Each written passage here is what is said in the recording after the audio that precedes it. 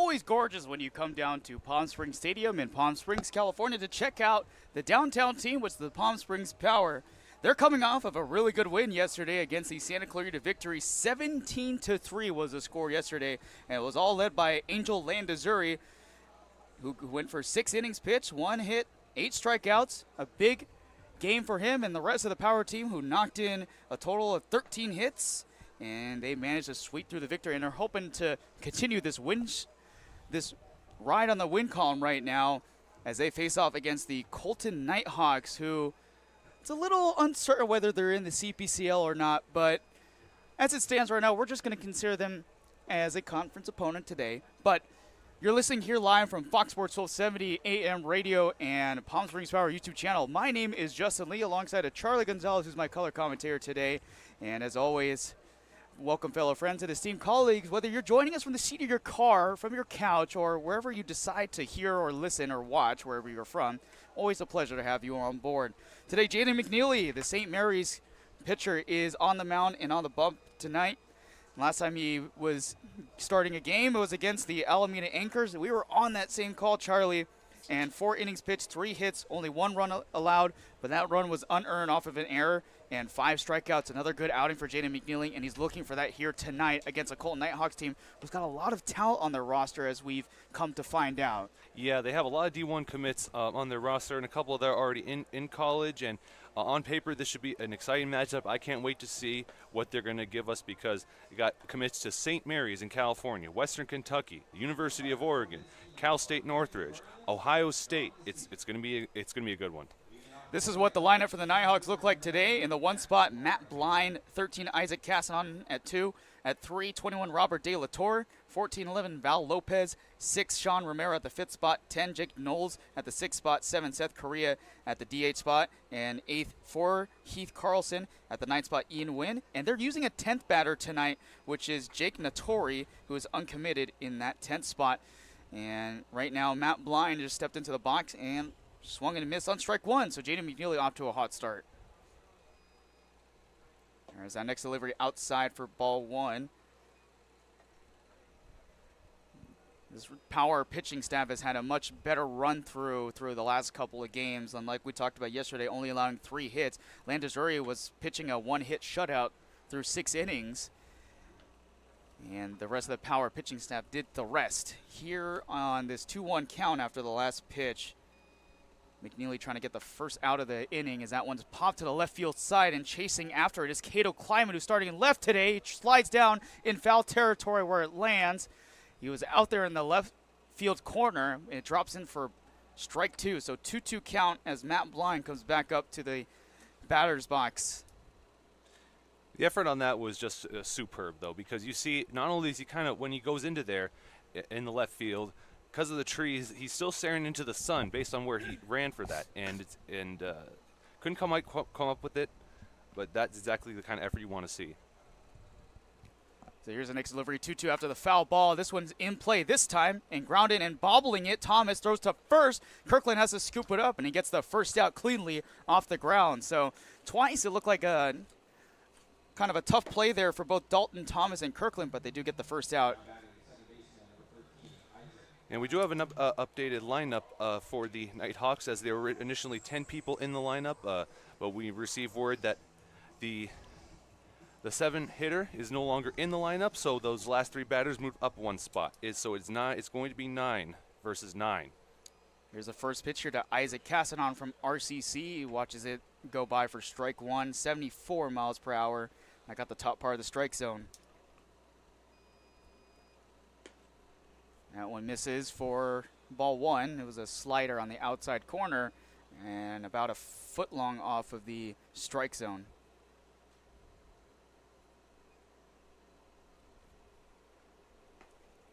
That one also misses down low as he tries pretty much the exact same pitch, but this time at 75 miles per hour. McNeely trying to test this Coleton Nighthawks team. A little uncanny, we thought, with the batting lineup with 10 guys in the order, but now it does make sense now just to bring it back to the 9, since that's what the Power have been doing all season. And a big swing and a miss by Isaac Casanon on the 2-1 pitch makes it 2-2 now. So 2-2 count here. Casson trying to fight, and he watches that one for strike 3. There's the first strikeout of the day for Jaden McNeely. That was on the outside corner at 75 miles per hour. And tonight here at the ballpark, we got some brand new speakers, and so the voice carries a little bit more.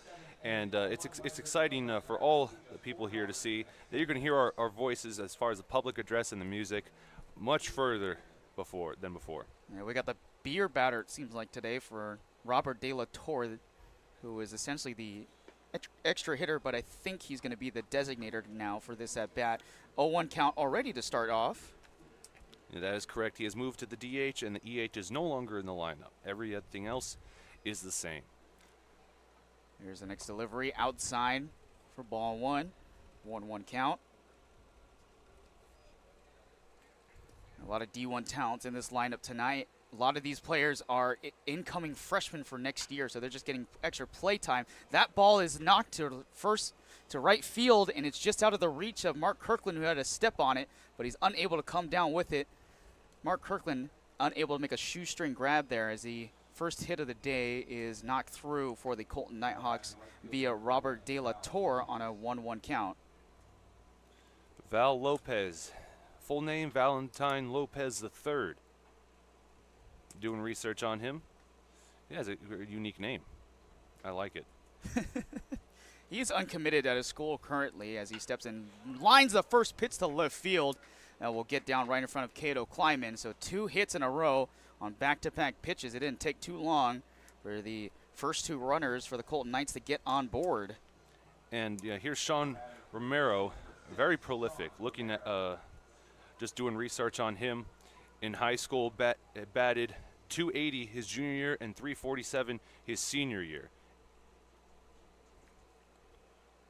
98 at-bats and 112 plate appearances. Here's the first delivery here to Sean Romero, and that's in there for ball 1. So McNeely already in kind of a cinch already to start off this game with 2 runners, but there's 2 outs right at the moment. Both De La Torre at second and Lopez at first off of 2 back-to-back singles. And the next pitch by Sean Romero is watched on for strike 1. The Pepperdine commit stepping into the box here. Right behind him would be Jake Knowles from St. Mary's. So Jaden McNeely might face off against his future teammate as that pitch is fouled off right behind Sean Romero. And Jake Knowles is a newly commit to St. Mary's. And Jaden McNeely will play with him next year. Jaden McNeely having a few more years of eligibility at that level at D1. Here's a 1-2 count for Sean Romero as Jaden McNeely sets, he delivers, and it is grounded towards the second base. Thomas, he will pick it up and throw to first for the easy out. So they strand 2 men. They're able to get them on board with 2 singles, but no runs allowed for Jaden McNeely as he gets out of a small little cinch here, and it still remains a scoreless game through the first half of the game. We'll be back here on the Palm Springs Power YouTube channel and Fox Sports 1270 AM radio in just a few. Like a family setting, you know, we come and we get into conversation, and it's comfortable here is what I guess I'll say. It's comfortable. The hot cocoa has whipped cream and sprinkles in the whipped cream in the hot cocoa. Very family oriented. You know, they cater to the kids. They got the coloring books and crayons, and they have kid-sized stuff about almost for everything that you would want. So young and old, everybody can enjoy it. It's the best. Made from scratch memories. Elmer's.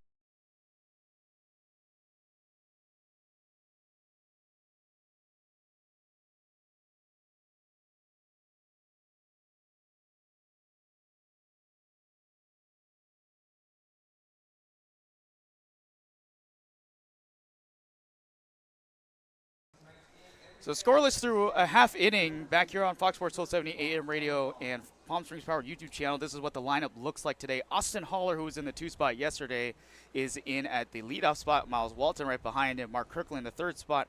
Brian O'Neill DHing at the 4th spot. Jamal Ritter at the 5th spot. Casey Kleiman at the 6th spot. Cato, his brother, at the 7th. Cohen Goes at the 8th spot.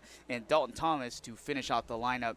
And Austin Haller, who had himself a heck of a season debut yesterday, 2 for 4, a triple, a walk, 1 strikeout, and 2 runs scored. First pitch in there for strike 1 on the outside edge.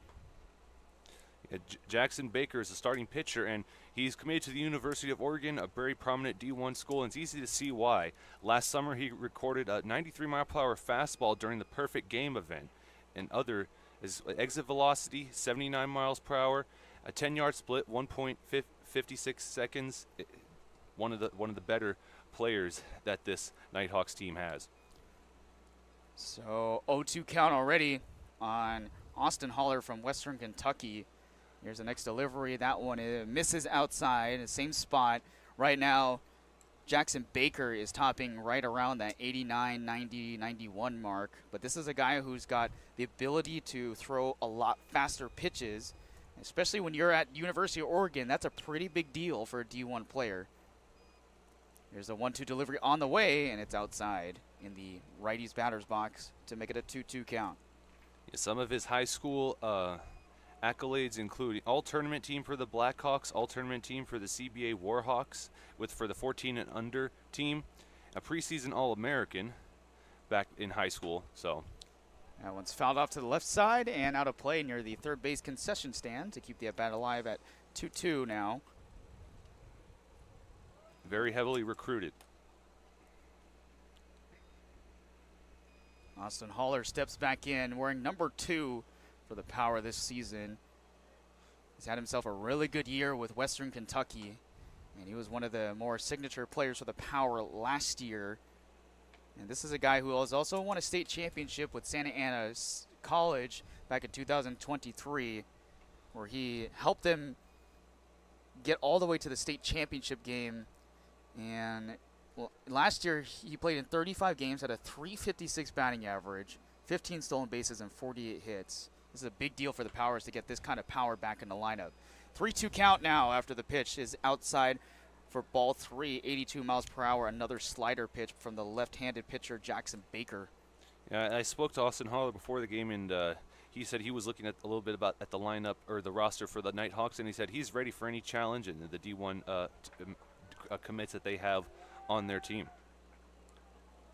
So this will be a walk for Austin Haller as he takes a full count pitch. He saw 8 pitches in total in that at bat, and he's on board at first base after a walk handed out by Jackson Baker to start off the bottom of the first inning. Still scoreless if you're just joining us here on Fox Sports 1270 AM and Palm Springs Power YouTube channel. And here's Miles Walton, who was 1 for 3 yesterday. Goes after the first pitch toward that left center gap. It will drop right in front of the left fielder blind, or center fielder blind. And right back at it is Miles Walton with a hit of his own. Yeah, first pitch swinging, getting singles. That's the second of the night. We saw Val Lopez for the Nighthawks do it in the top of the first inning. And here's Mark Kirkland.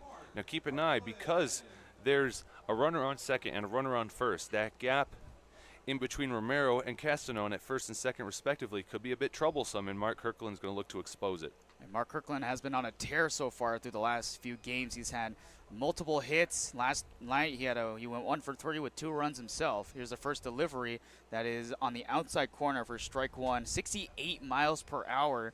Big speed difference here than what we've seen from Jackson Baker on that first pitch.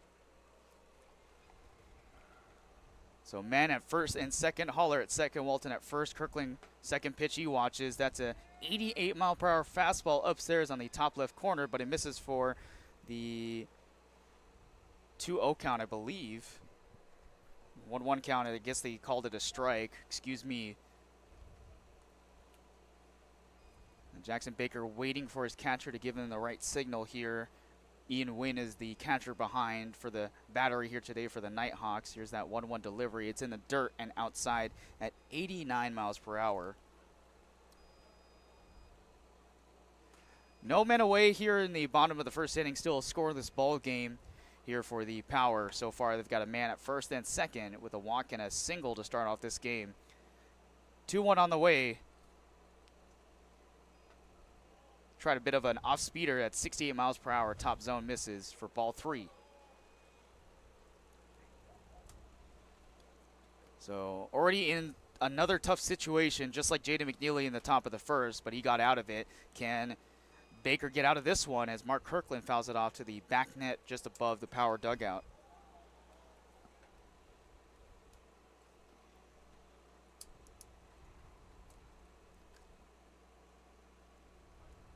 Miles Walton has in 53 plate appearances, has 44 at-bats and a batting average of .455.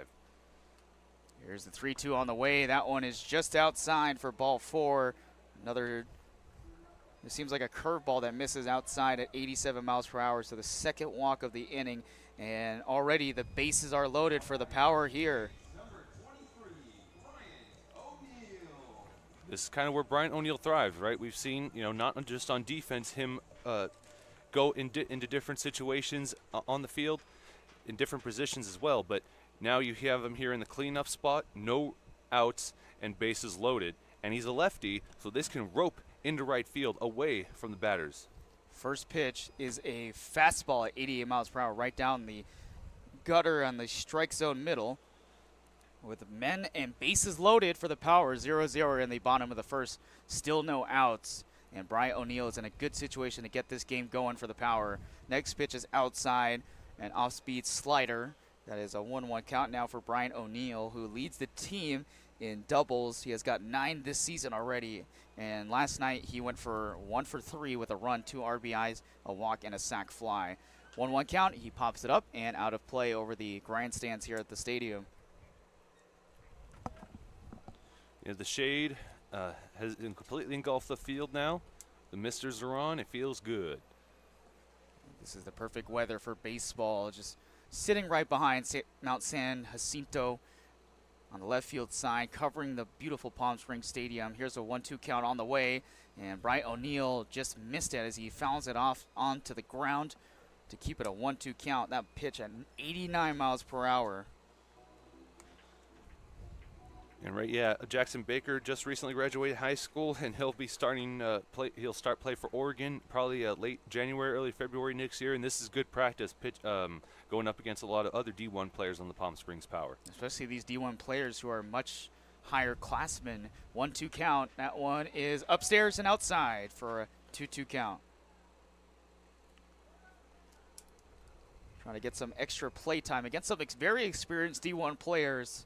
Brian O'Neill, nonetheless, New Mexico Highlands, Western Kentucky at third, Miles Walton at second, and Mark Kirkland at first. That one's grounded to the shortstop. He picks it up, throws to second. They try to play it first, and it's a good scoop there. They got the out, so it's a double play, 6-4-3, but it draws a run in Austin Holler, and the Power up 1-0, but now there's 2 outs in the bottom of the first inning. Yeah, the sacrifice grind out for the double play. It's just what you wanted to do in that situation. You don't want to always just swing for the long ball, the one that can get you far. You want to play it safe, get some runs on the board early in case you find yourself in a hole later against this team.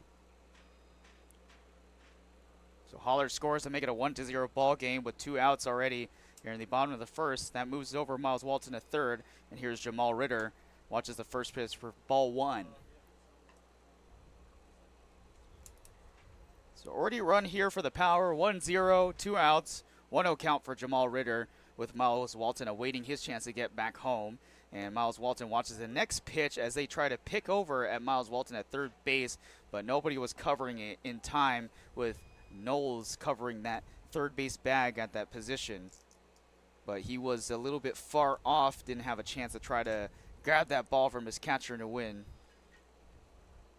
That one is grounded towards the first base side. It gets through the 4-3 gap into the outfield. Miles Walton scores. It's a 2-0 ball game off the RBI single from Jamal Ritter. And you see what that sacrifice ground out was able to do. it got a runner over to third. Jamal Ritter, who's very patient at the plate, we've seen it all season, just ropes one in that 4-3 gap, which I mentioned is going to be troublesome for this Nighthawks squad when the bases are loaded. But in that situation, there was no runner on second or first, and it still got by them. So 2 runners already scoring for the Power. It's a 2-0 ball game. And here's Casey Kleinman, who steps up in the batter's box. That one is in there for strike 1. And Casey Kleinman, who's usually in the infield at that shortstop or second base side, he's playing in left field tonight. Almost had a sick sliding play back in the top of the first inning as Baker checks over at first base with Jamal Ritter still there at that bag. Jamal Ritter, a lot of stolen bases this year, 15 stolen bases. He leads the team in that category. Miles Walton right behind him with 13. Casey Kleinman grounds it to the second baseman. He picks it up easily, throws it to first to get the final out. But the Power off of 2 hits and a couple of walks, they score the first 2 runs of the game. It's 2-0 here on Fox Sports 1270 AM radio. We're through 1 inning. And we'll be back here on the Palm Springs Power YouTube channel in just a few.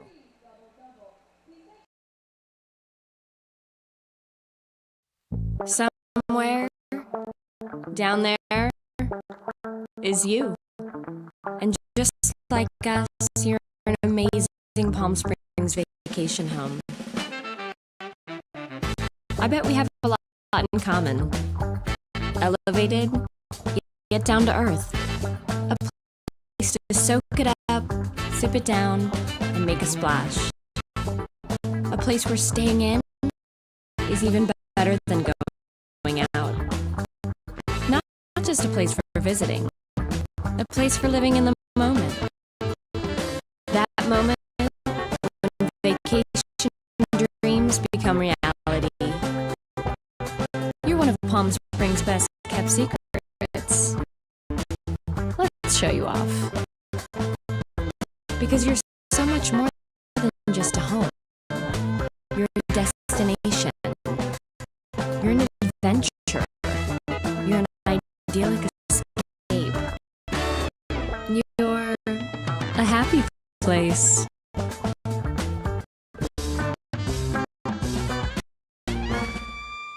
Replaced or repaired door company. We do service, new install, and more. For Overhead Door has been the best in resident commercial doors.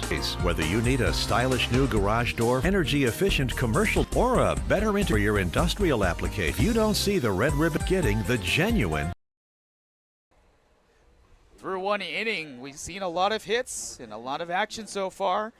4 hits in total for both teams, but the Power managed to get 2 through back in the bottom of the first inning. They're up 2-0. And Jaden McNeely in his second inning of work faces off Jake Nobles, Heath Carlson, and Ian Wynn. 1, 2, 3, or 6, 7, 8, I should say. And the future teammate of Jaden McNeely steps into the box and watches it for strike 1. Kind of feel like this is sort of a prep as far as like learning each other's like strengths and weaknesses. So even though they're foes, they're adversaries tonight, they can kind of learn from each other. Dalton Thomas tried to reach from second base as that ball was grounded down on the ground, and it rolls into the outfield for a hit. So Jake Nobles, in the first matchup against his future teammate, is able to get through on an 0-1 count to knock in a base hit leadoff here in the top of the second inning. Here comes Heath Carlson in the 7-hole. From Colorado State Pueblo, he steps in. So what a way to start for Jake Nobles against his future teammate as he gets the better of Jaden McNeely here. And Heath Carlson will try to see if he can get a run in. He check swings on the first pitch, but it's in there for strike 1 regardless. The tying run at the plate, and we've seen how they can get a good swing on the bat, but no base runners for the Nighthawks so far have advanced beyond second base, and they're going to look to change that here. That is missing just down and inside the strike zone for ball 1 here to Heath Carlson. Coleton Knight started off with 2 outs on a 4-3 ground ball and a strikeout, and then they knocked 2 singles, but weren't able to get any of those runs in. Here's the 1-1 pitch that's in there for strike 2 rather, on a 70-mile-per-hour off-speed pitch.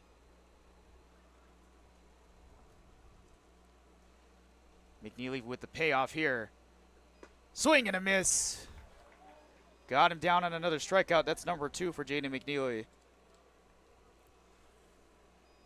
Ian Newen, the starting catcher. now at the plate. You know, no one was one of those last names when I was a kid. It was I always got it wrong. It wasn't until I was in high school that I was told, no, you're pronouncing it wrong. Yeah, I think most people, when they first see that name, it's a little off-putting because they're not sure how to pronounce it, especially if you're somebody who is not of Vietnamese descent. Ian Nguyen watches the first pitch fall in for ball one. It's low in the strike zone on an off-speed 73 pitch. This is also a player that's committed to Western Kentucky University, so Austin Haller will be his future teammate to come later on, as that one is fouled off on the next pitch down that third base line and out of play. So it's a 1-1 count for Ian Nguyen. He recorded a 83-mile-per-hour fastball velocity during the perfect game, and even as a catcher, that's still pretty solid. Here's the 1-1 count here after the foul ball by Ian Nguyen, and he sends it the opposite field. That will stay in the ballpark in the right side corner, and a little bit of trouble there by Walton in the right field side. He throws it back in. This will score one in Jake Nobles as he rounds third and goes home, and that's a corner right field triple for Ian Nguyen on a 1-1 count. And there's the first runs for the Coleton Nighthawks tonight. They bring it to a 2-1 ball game now in the top of the second inning. That corner of the right field is pesky, even though the dimensions are the same. That first base line that goes through there, it gives the right fielder just a little bit less space. And chasing that down as fast as he could was Walton. But yes, an RBI triple, not something you see every day. And now the tying run is just 90 feet away for the Nighthawks. That's Ian Nguyen. Jake Nattori watches the first pitch for strike one right down the middle on the off speeder. So Jaden McNeely gives up his first runs of the game since a few appearances ago, and a tip into the glove for strike two is Jake Nattori behind in the count now. Just one away here if you're just joining us. 2-1 now. The Nighthawks just scored off an RBI triple from Ian Nguyen, and Jaden McNeely in a bit of a cinch here with the power still on top, 2-1 through 1.5. Now next pitch outside for ball one. A pretty good piece of hitting there by Ian Nguyen to get that one in. Jake Nattori currently committed to Saddleback Junior College and graduate of Los Alamitos High School. Beautiful pitch, curveball down and low in the zone, and that's strike three for Jake Nattori. So that's the reverse K strikeout, and that's the third one of the night for Jaden McNeely, trying to keep the runs here at 1 for the Coleton Nighthawks.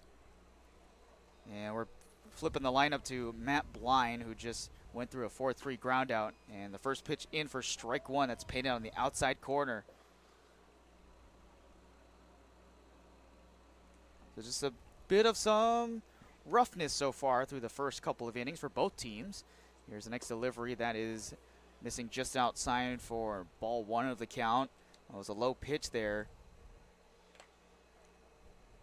And that hit from Ian Nguyen was 87 miles per hour off the bat, just down that right field line, and a little bit of trouble for Miles Walton gave him a chance to get to third. And this one's grounded to Dalton Thomas, who loses control of the ball on the ground, and he's unable to make the play, who has been so good at that second base position almost all year. We saw a clinic a few games ago, but this time he's unable to corral it. That's an E4, and it scores a run. The tying run scores in Ian Nguyen to make it a 2-2 ball game here in the top of the second.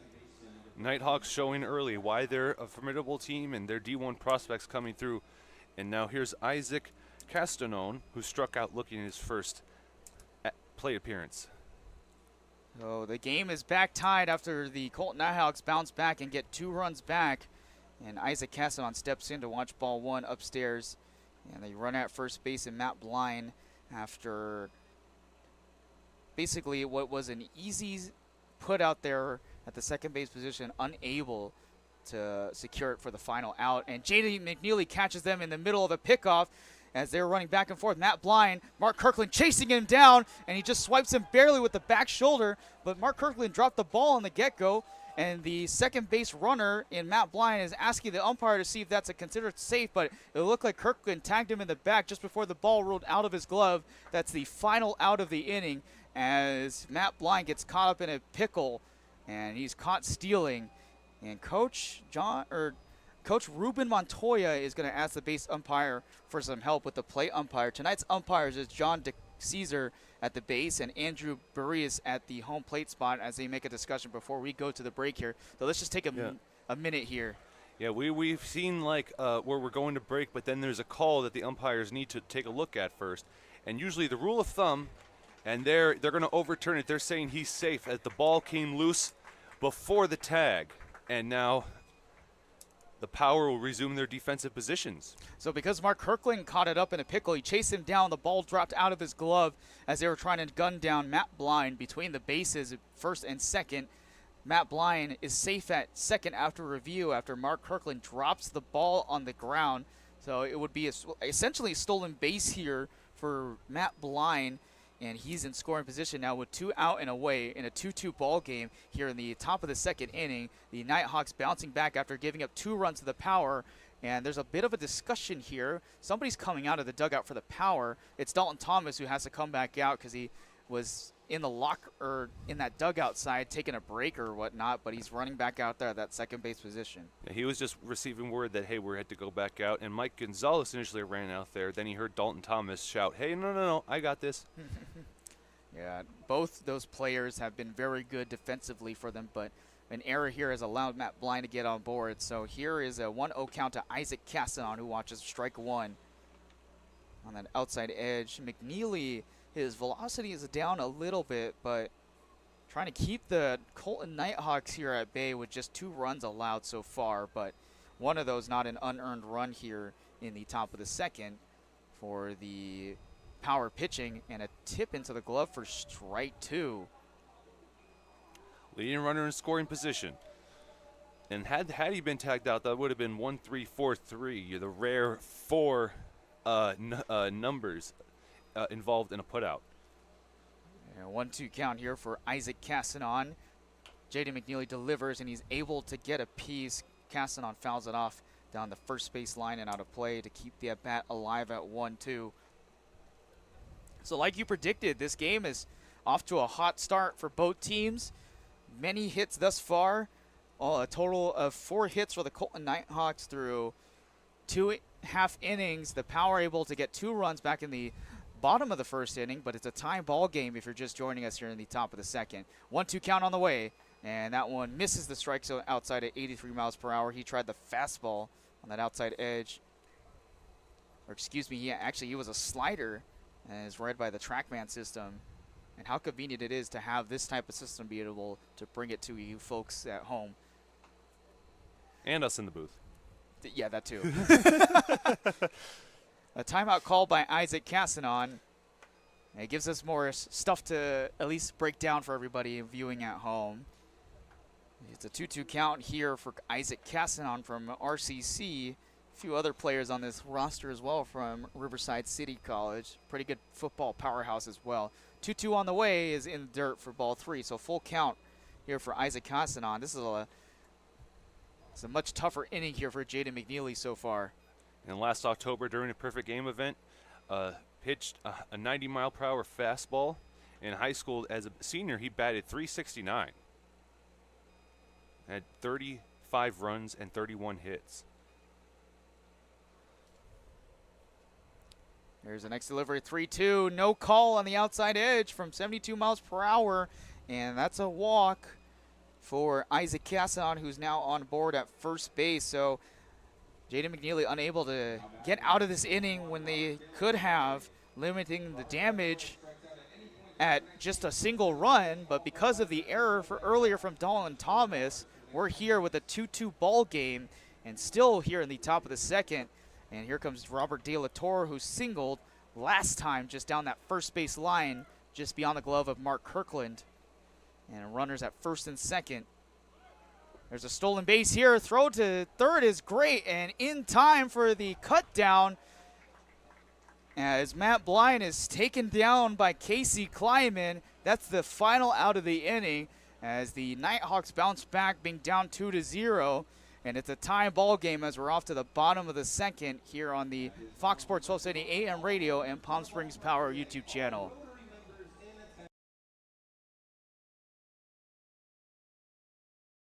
Building your business is no small undertaking, and you need the right team by your side. Whether you're just getting started or expanding nationwide, Pacific Premier Bank is here to support your business every step of the way. As your trusted banking partner, we can help guide you down the right path with customized solutions designed for your business. We'll help you achieve the success you deserve. Pacific Premier Bank. Let's build your future together.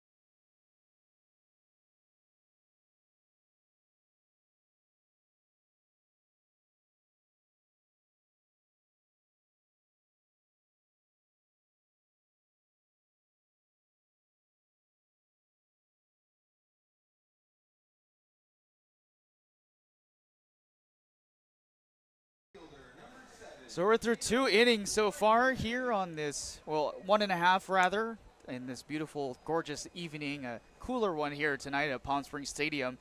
And it's been a fireball of a game so far, even though it's been very early. It's a 2-2 ball game here on Fox Sports 1270 AM radio and Palm Springs Power YouTube channel. Justin Lee and Charlie Gonzalez here in the Agua Caliente Casinos booth. And leading off here is Cato Kleiman as he watches the first pitch in for strike one.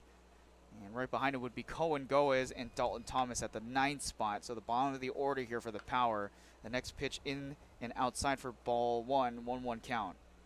Cato Kleiman he always bats like later in the lineup than his brother Casey, but usually Casey is in the leadoff spot and Cato's at the very bottom. So we would usually see Casey on deck when Cato's at the plate. Not the case today. We now see Cato on deck when Casey is at the plate. Bit of a tongue twister there, back and forth with the Kleinmans, both of them twins. And a 1-2 count here for Cato Kleiman, trying to fend it off here. And that's in there for strike three. So Cato Kleiman gets cut down, looking on a strikeout to begin the bottom of the second inning. Now batting shortstop, number 6, Cohen Goes. So Cohen Goes will make his appearance. He hasn't played since the Inland Valley. Well, he played yesterday, but against the Inland Valley Bucks in that game two stolen bases, a double, 2 RBIs, a hit by pitch, and a walk, which was arguably his best game by far this season. But he watches the first pitch here for strike one. And right now, Jackson Baker is pounding the zone with those pitches that he was struggling with in the first inning. Next pitch way inside, almost cut down the legs of Cohen Goes in the box here to make it a 1-1 count, 1 man away here in the bottom of the second inning. Still a 2-2 ball game if you're just joining us through 1.5. That is also inside, missing at 81 miles per hour. 2-1 count for Cohen Goes from Mililani, Hawaii. Freshman at Mid-Pacific Institute and BYU now. And that is also the same location on the next pitch, 3-1 count. In that particular spot, it's hard to get the batter to bite because it's inside, and if they make contact on the bat, it's going to be off the inside and probably go foul. Cohen Goes turns his head around as he pops one up towards that first base side, and it's fouled to make it a 3-2 count now, as Goes had a little bit of frustration on that swing. He thought he had something on that pitch right down the middle at 86 miles per hour.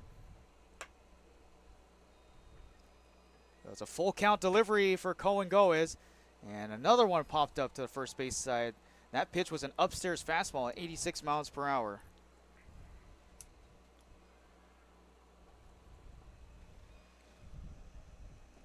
And Goes batting .238, on base percentage of .452. 3-2 again, and that caught the inside part of the strike zone for the second strikeout here. So 2 men cut down on strikeouts, both of them looking And it's 2 men away here in the bottom of the second. So a much cleaner inning so far for Jackson Baker, who gave up a couple of hits and 2 walks that scored the first 2 runs of the game for the Power to make it 2-0 in the bottom of the first. Then the Nighthawks bounce back in the top of the second, and it's a tie ball game with 2 outs here in the bottom of the second. Here's Dalton Thomas as he swings and misses at the first pitch to make it an 0-1 count. And most of these pitchers, you know, when they just finished their high school season, they're playing summer ball, and they're going to now then play fall ball at their university. And if they're good enough, maybe be in the starting rotation next year. So it's really year-round pitching, and the way they can stay healthy with modern medicine and everything, in spite of all the Tommy John hiccups along the way, it is a testament. Next pitch swung on a miss by Dalton Thomas. It's a 1-2 count here with 2 men away in the bottom of the second inning. And Dalton Thomas trying to avoid it. We'll be back to the top of the lineup if he can get on base. Here's the 1-2 delivery. It's just outside at 88 miles per hour for a 2-2 count. And if he can strike out the side in order, or even retire the side in order, this is the boost of confidence that not only Baker but the Nighthawks team needs. And a big swing and a miss. 87 miles per hour fastball down and low right inside the zone. That's 3 strikeouts as Jackson Baker takes down the side. 1-2-3 inning for the Nighthawks as they look to try to add some more runs in a 2-2 ball game through 2 innings here on the Fox Sports 1270 AM radio and Palm Springs Power YouTube channel. We'll be right back for the 3rd inning. Jessup Auto Plaza has been proudly serving the Coachella Valley since 1938 as your trusted family-owned auto destination. Now, electrify your drive with the Valley's most extensive range of electric vehicles. Drive the Chevrolet Blazer, Equinox, Silverado, the powerful GMC Hummer, Sierra, and the distinctive Cadillac Lyriq. Silent power, bold performance. Electrify your drive. Jessup Auto Plaza. Since 1938, the EV brands you love, the family you trust. Hey, Coachella Valley, Patrick Summers here, General Air Conditioning and Plumbing. Spring is here and summer is right behind it. Don't get caught with a broken air conditioning system. Call us now. Let us get a tune-up done. We're offering a special for $79. It comes with a seasonal guarantee. Call our team today. Get yourself scheduled before the heat hits. Be proactive, not reactive. Go ahead and book at callthegeneral.com or call our offices and we'll get you taken care of.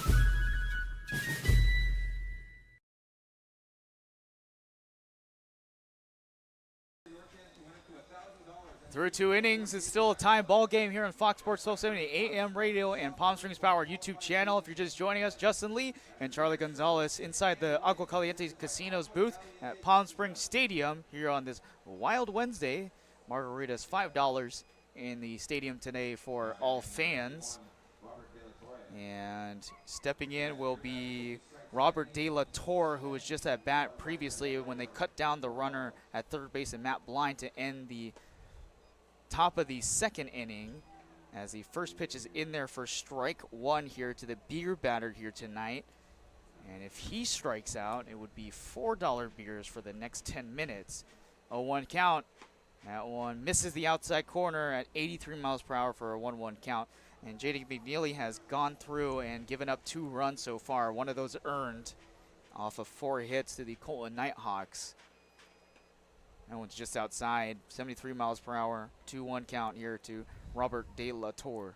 How often do you think future college teammates actually play against each other in summer ball first? I think this is kind of an unlikely occurrence that we're seeing here. Seems that way so, and so far, Jake Nobles has the better end against his future teammate who got a single earlier. He's in the 4th spot for this inning right now. De La Torre here as he grounds one to Dalton Thomas, makes a better clean pickup, and throws to first for the easy 4-3 putout.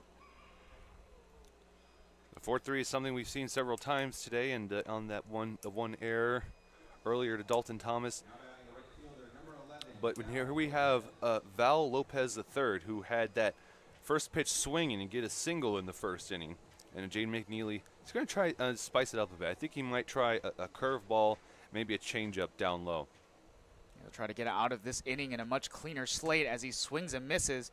The 73 mile per hour cutter that goes down in the outside lower corner. The strike zone for strike one. That was a good pitch by Jaden McNeely. Next delivery, grounded again to Dalton Thomas. He picks it up.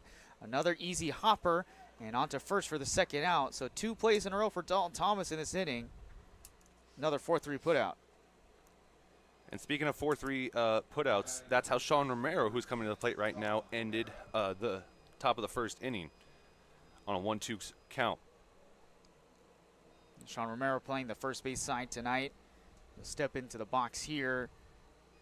See if Dalton Thomas gets another piece of work here as this one's fouled off towards the backside and into the stands just near the boxes down in that front row of the stadium here for strike one. That pitch was right down the middle at 71 miles per hour. Next pitch, big swing and a miss at 84 miles per hour. He threw a fastball in the top right corner for strike two. So Jaden McNeely has a chance to get out of the inning 1-2-3 rather than the first two in a 2-2 ball game here. He sets and delivers. And he goes after the pitch in the dirt. And they throw to first for the drop 3 strikeout as Sean Romero goes down a 1-2-3 inning for the Power. A better one for Jaden McNeely as he's able to clean the slate and keep it a 2-2 ball game as we're off to the bottom of the third. For 20 years, our family's mission has been simple. It all starts at Stuffed, where exceptional service meets bold flavors. Every crust, a masterpiece. Cocktails crafted to perfection in an atmosphere that brings family and friends together. Stuffed pizza, dine in or takeout. Savor and enjoy at our 2 locations. Quality, service, family legacy, it all starts at Stuffed. Whenever you find yourself hungry for something real, simple, and true, we're here for you. That's what a hamburger's all about. Monster Shakes, the best ice cream creations in the desert and only place in the world that serves all 10 flavors of Dole Soft Serve. The winner of the best soft serve and smoothies, home to the world's best date shake and other fun creations like ice cream nachos and the cotton candy burrito. For a limited time, come in and try your luck. Any soft serve that weighs exactly 16 ounces is free. Monster Shakes in Palm Springs and Cathedral City facing the Mary Pickford. Franchise opportunities available too. Monster Shakes, a delicious mess.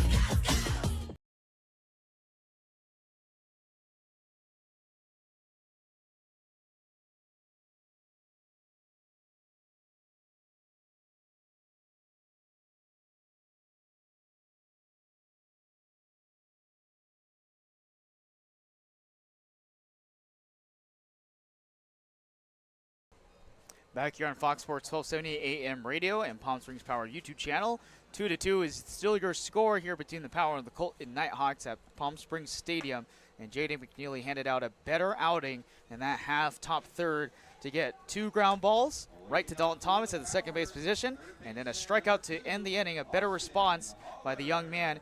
There's a new pitcher on the mound for the Coleton Nighthawks, so Jackson Baker is done for tonight. 33, Javier Vasquez will take over as the lineup is flipped, and Austin Holler will lead off here in the bottom of the third. So Baker's final line, 2 innings pitched, 42 pitches, 2 walks, 3 strikeouts, 2 hits, and 2 runs, both of which are earned.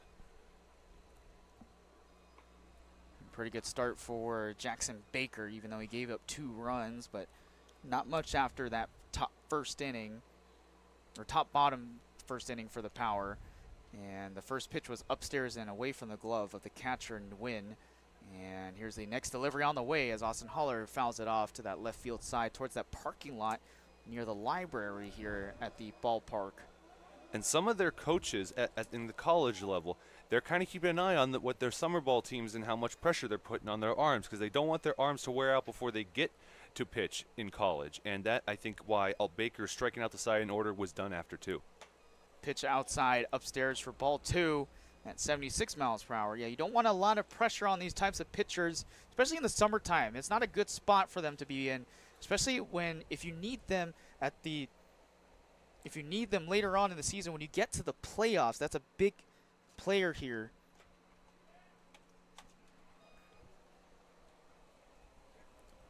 Three-one count now for Austin Holler.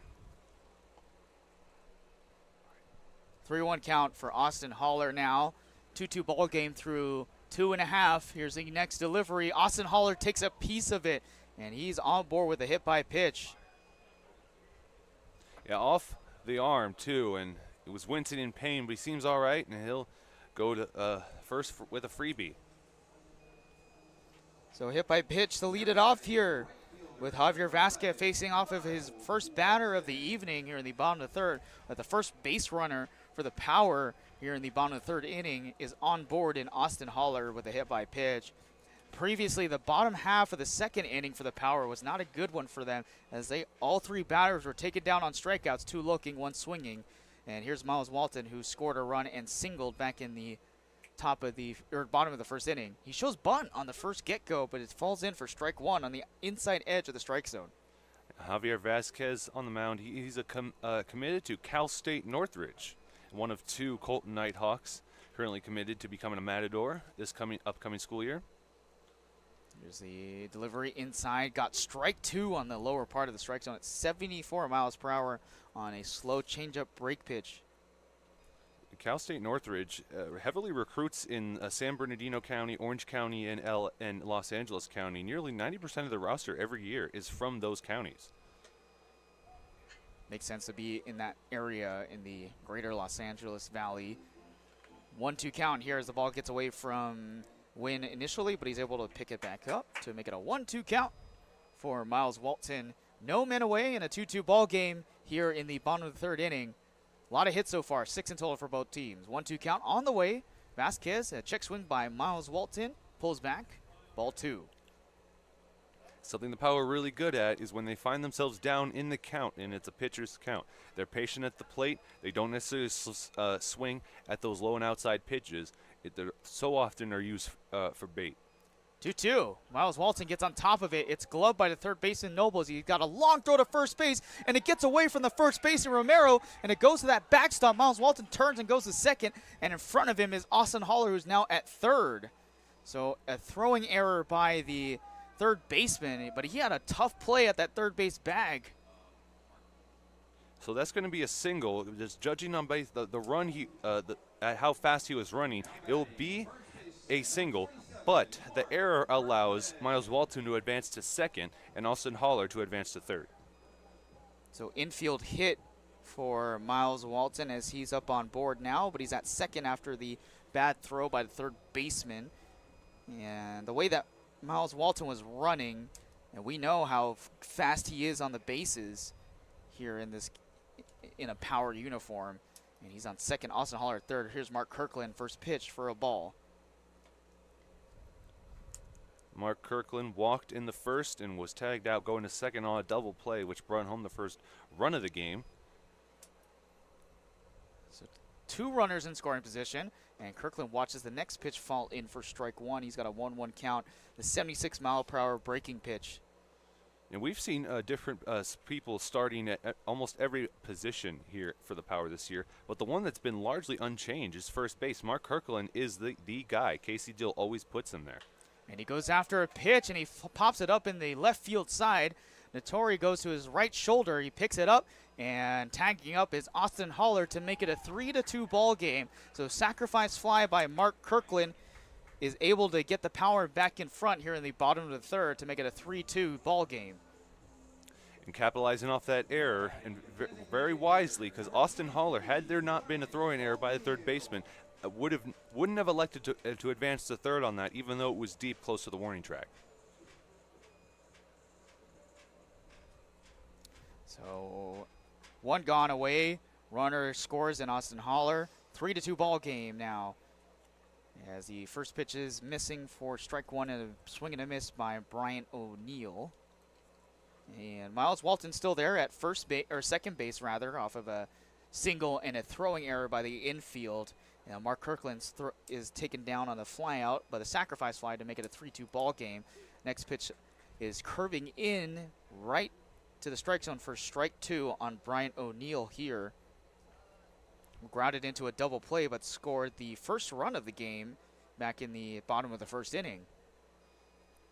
O'Neill with a batting average of .467 and on-base percentage of .522. He is a hard batter to retire.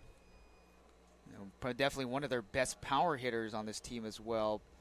14 hits, 9 doubles, 20 RBIs. He leads the entire team in that category as well with 10 walks.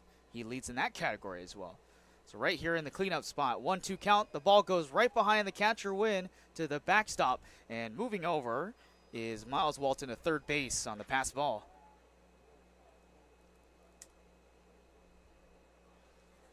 Another run in scoring position, and now the Power this showing how they're able to respond once the Coleton Nighthawks were able to respond. That top of the third went 1-2-3 for McNeely. Then they come back here. It's now the 4th plate appearance in the inning, and there was only 1 out and another run threatening to come home. And an interesting way to take out that pitcher in Jackson Baker after he went 1-2-3 in the bottom of the second, and the Power are now back in front after a single hit by pitch and a sac fly in this inning for a 3-2 ball game here in the bottom of the third. Next pitch outside for what is ball 3, another full count. And when you make that pitching change, when the other team has momentum, then that new pitcher has to go through the entire lineup to learn their likes and dislikes. It's like starting all over again, and the Nighthawks could be in a bit of trouble. Here's the 3-2 on the way. Brian O'Neill tips into the glove, swing and a miss, strike 3 as they throw over to third base to keep Miles Walton there, but 2 away from Brian O'Neill on a 3-2 count. 2 away here in the bottom of the third. Now batting center fielder, number 10, Jamal Ritter. So here's Jamal Ritter, who scored an RBI on a single right between the 4-3 gap in the bottom of the first inning. That was the second run of the game, and he's got a chance of knocking another RBI. First pitch in on the outside edge of the strike zone for strike 1. And our colleague Anissa Rodriguez, not working tonight, but she's at the game, just showing her spirit and just helping out. And she just waved to us in the booth. She came up to the stands. Ball 1 upstairs, just outside for Jamal Ritter. You didn't see that, did you? No, I did not. You were like had your face in your book. I was locked in. Yeah, I was, and you have 2 tablets blocking your view of where she was. It's hard. I'm 5'5". I'm a short guy, and that ball to Jamal Ritter is down and low for ball 2, 2-1 count. I mean, I have to have a lot of information, you know. You got to be able to tell the fans what's going on. That's the deal here. So I'm sorry if I didn't wave hi to you, coworker. 2-1 count for Jamal Ritter with a man at third. 3-2 ball game. The Power on top after regaining the lead. Here's a 2-1 count, and it's outside for ball 3.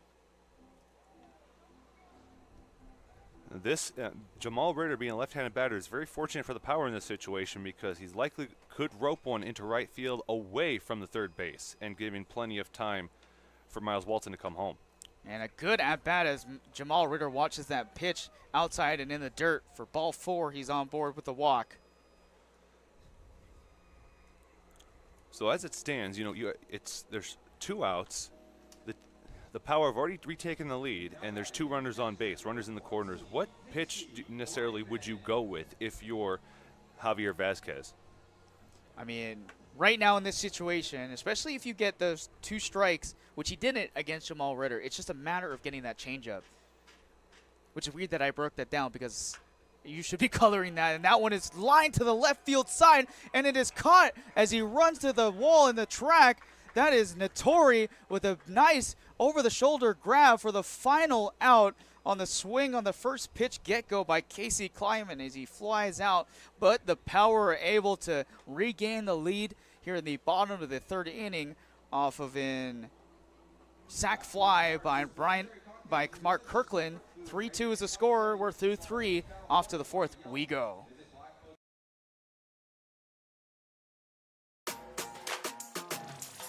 Everyone knows good things come in 3s, like Dave & Buster's Eat, Drink, and Play combo for just $19.99, including 1 mouth-watering entree, a refreshing beverage, a $10 power card, and a whole lot of fun, which means you enjoy a delicious meal for under $10. Oh, look, that's 5 good things. Good things come in 3s at Dave & Buster's with the Eat, Drink, and Play combo for just $19.99. Buy online or in-store today.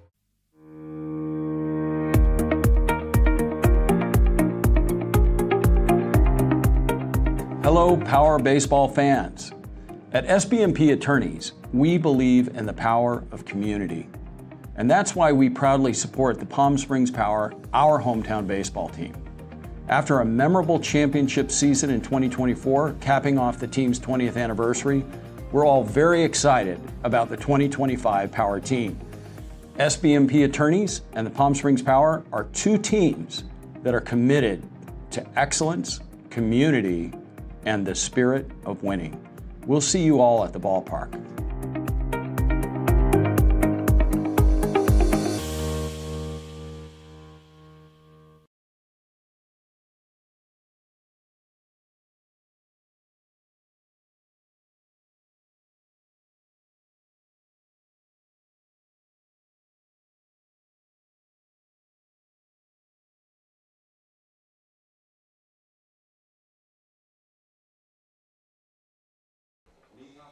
Here on Fox Sports 1270 AM radio and Palm Springs Power YouTube channel, Justin Lee alongside Charlie Gonzalez inside the Agua Caliente Casinos booth.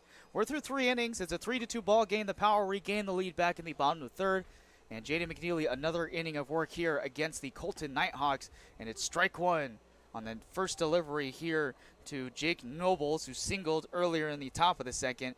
And he'll face off Heath Carlson in the on-deck circle and Ian Wynn in the hole. He came home to score on the RBI triple by Ian Nguyen. Next pitch, big swing and a miss, 70 miles per hour. That one dropped down on what looked like a sinker there on that last pitch. So it's an 0-2 count here for Jaden McNeely against Jake Nobles. And on the way here, gets a piece of it to foul it off to the Power dugout.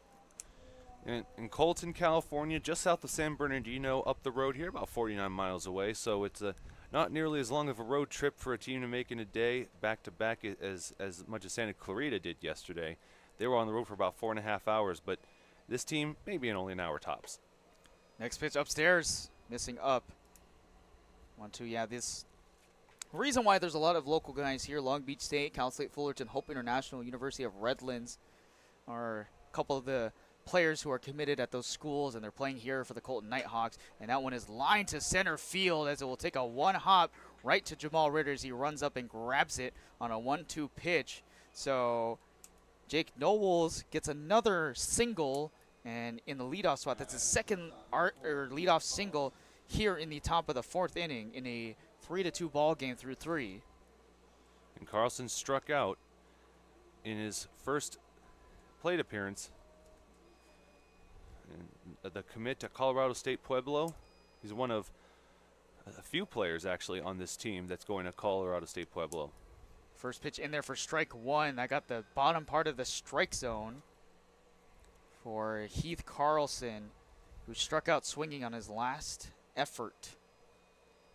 One man on base. He shows bunt and pulling back on it as the pitch was in the dirt for ball one on a 74-mile-per-hour sinker pitch by Jaden McNeely. And Jaden McNeely, he in his last start, it was only pitched 4 innings, so that made him ineligible for the win.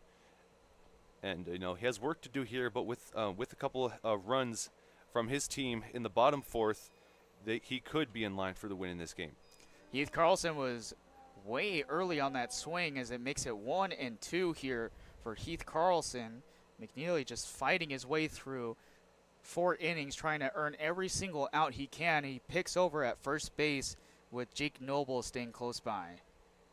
And as we talked, the College World Series is in that final stretch. There's only 3 teams remaining, and in that College World Series, there was a game in a weather delay, much like in Major League Baseball. There were 3 today. Grounded to shortstop, and just bobbling it is Goes. He's unable to control it and make a play. That could have been a double play here for the Power, but instead it's no outs and another infield error for the Power as Heath Carlson gets on base. In the second inning, the Coleton Nighthawks capitalized on that error as a run came home. That tied the game, and they're going to look to do the same here as they trail 3-2 with no outs in the top of the 4th. The Power had some issues too yesterday with errors, 4 errors in total, and they're trying to reduce that number here tonight, but there's a man at first and second now here for the man who hit a triple in his last at-bat, an RBI triple to right field down that right field corner side is Ian Wynn as he watches the first pitch for ball one against Jaden McNeely, who is now in another tight hole. 1-0 deliver, and Ian goes the other way and reaching up and grabbing it, Austin Holler, before it could go to the left corner. What a play from the man from Western Kentucky. Woo, what a zip on that. He hopped. That was a little dangerous because he hopped before he was in, his glove was in the right position to make that catch. And usually what you see is the infielder move over and then jump, but he had to react quick, and he got it in the glove. He came down with it, made sure that Jake Nobles was not going to advance to third. This next pitch over the head of Goes. It goes to the outfield as a big throw from Ritter comes into home plate, but it's not in time as Jake Nobles comes around and scores his second run. And now the Coleton Nighthawks are tied it up 3-3 again here in the top of the fourth inning. And the Coleton Nighthawks are up to 6 hits against Jaden McNeely here. And that one was lined to the right field side by Jake Nattori, who just swung on the first pitch. And now there's a man at first and second. Yeah, go to the top of the order. This is exactly the fight that I was anticipating. You know, rarely does stuff play out like it should on paper, but this is turning out to be one of the more highly anticipated matchups, and it's lived up to it so far. 3-3 still here in the top of the fourth inning. Back and forth, the Power and the Coleton Nighthawks throwing haymakers at each other. And we're back to the top lineup with Matt Blind here with one man at first and second. Next pitch, 2-0 count as it misses just outside. So it's a 3-3 ball game after an RBI single by Jake Nattori.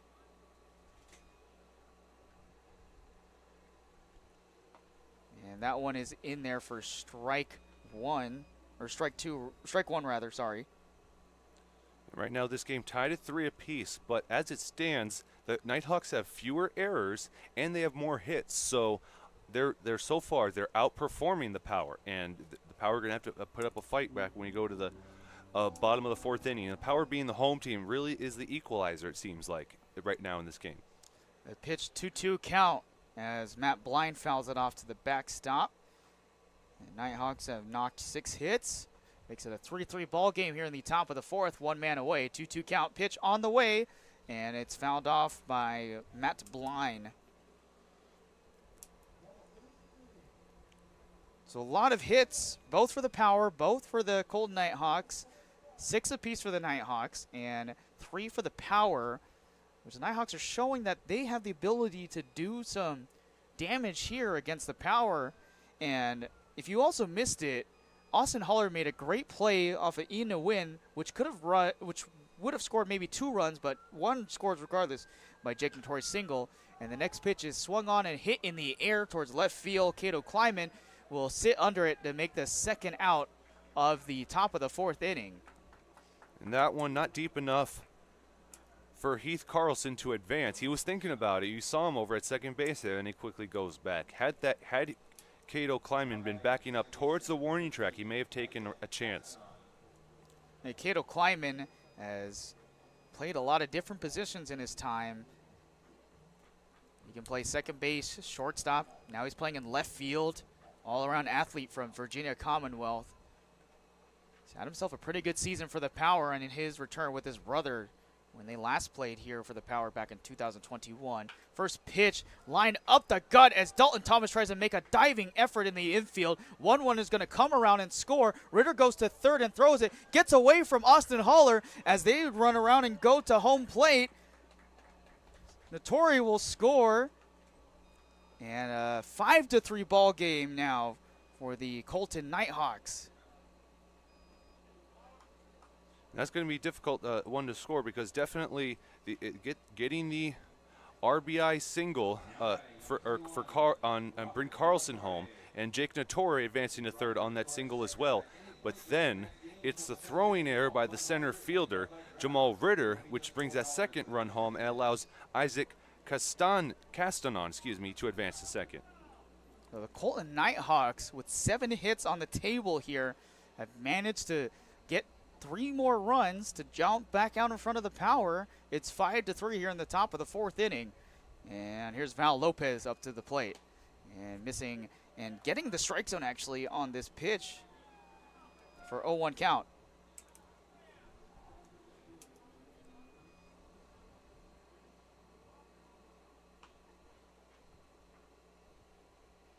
That one is just missing outside on the 0-1 pitch, 1-1 count.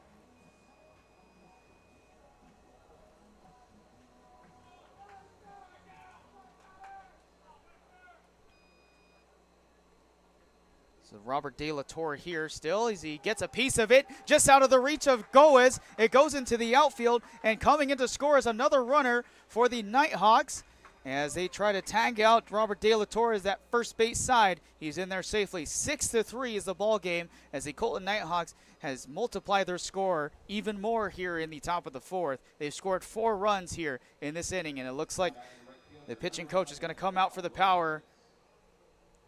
Reed Santos.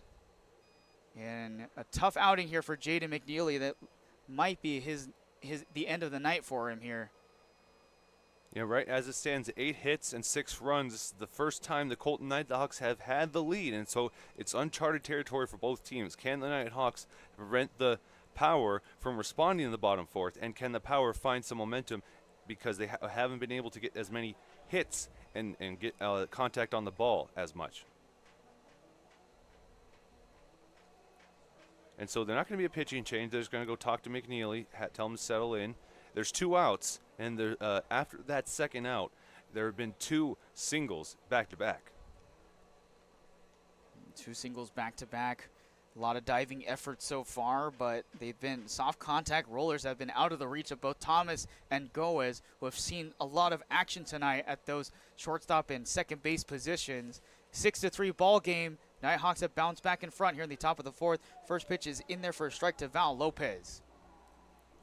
Val Lopez 1 for 2, had a single and a ground out. McNeely feeling the pressure, wants to get out of this inning. Fouled off to the back net for an 0-2 count. This might be his opportunity here as he threw a fastball 85 miles per hour on the outside edge of the strike zone.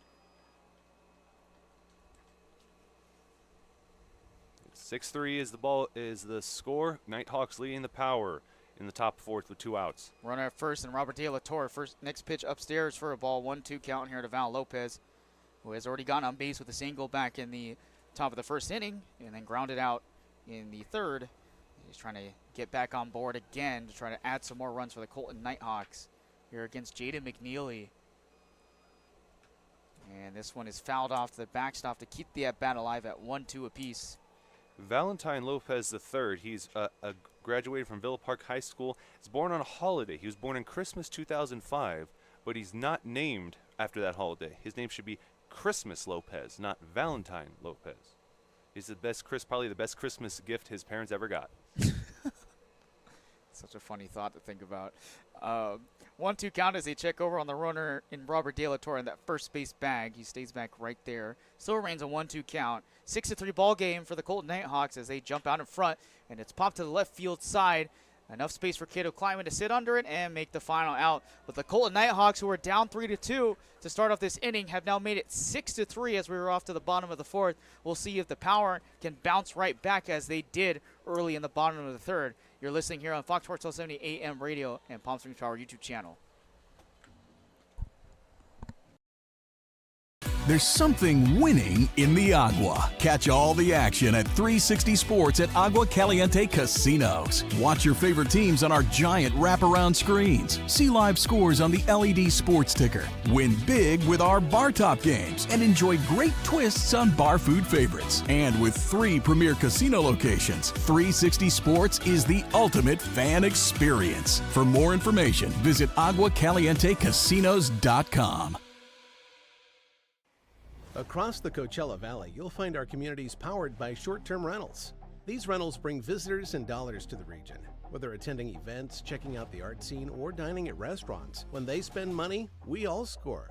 The nearly $1 billion impact of short-term vacation rentals generates tax revenues that fund police, firefighters, education, and many other programs that improve our daily lives. To learn why short-term rentals are a grand slam for the home team, visit onecv.org.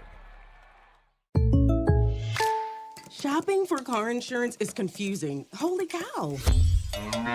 Great. Now we have a cow in our kitchen. Why did you say that? Because I don't know what coverage to choose. So just say the State Farm jingle. A State Farm agent can go over all your options with you and help choose coverage that meets your needs. Dude, Cal, could you move? Like a good neighbor, State Farm is there.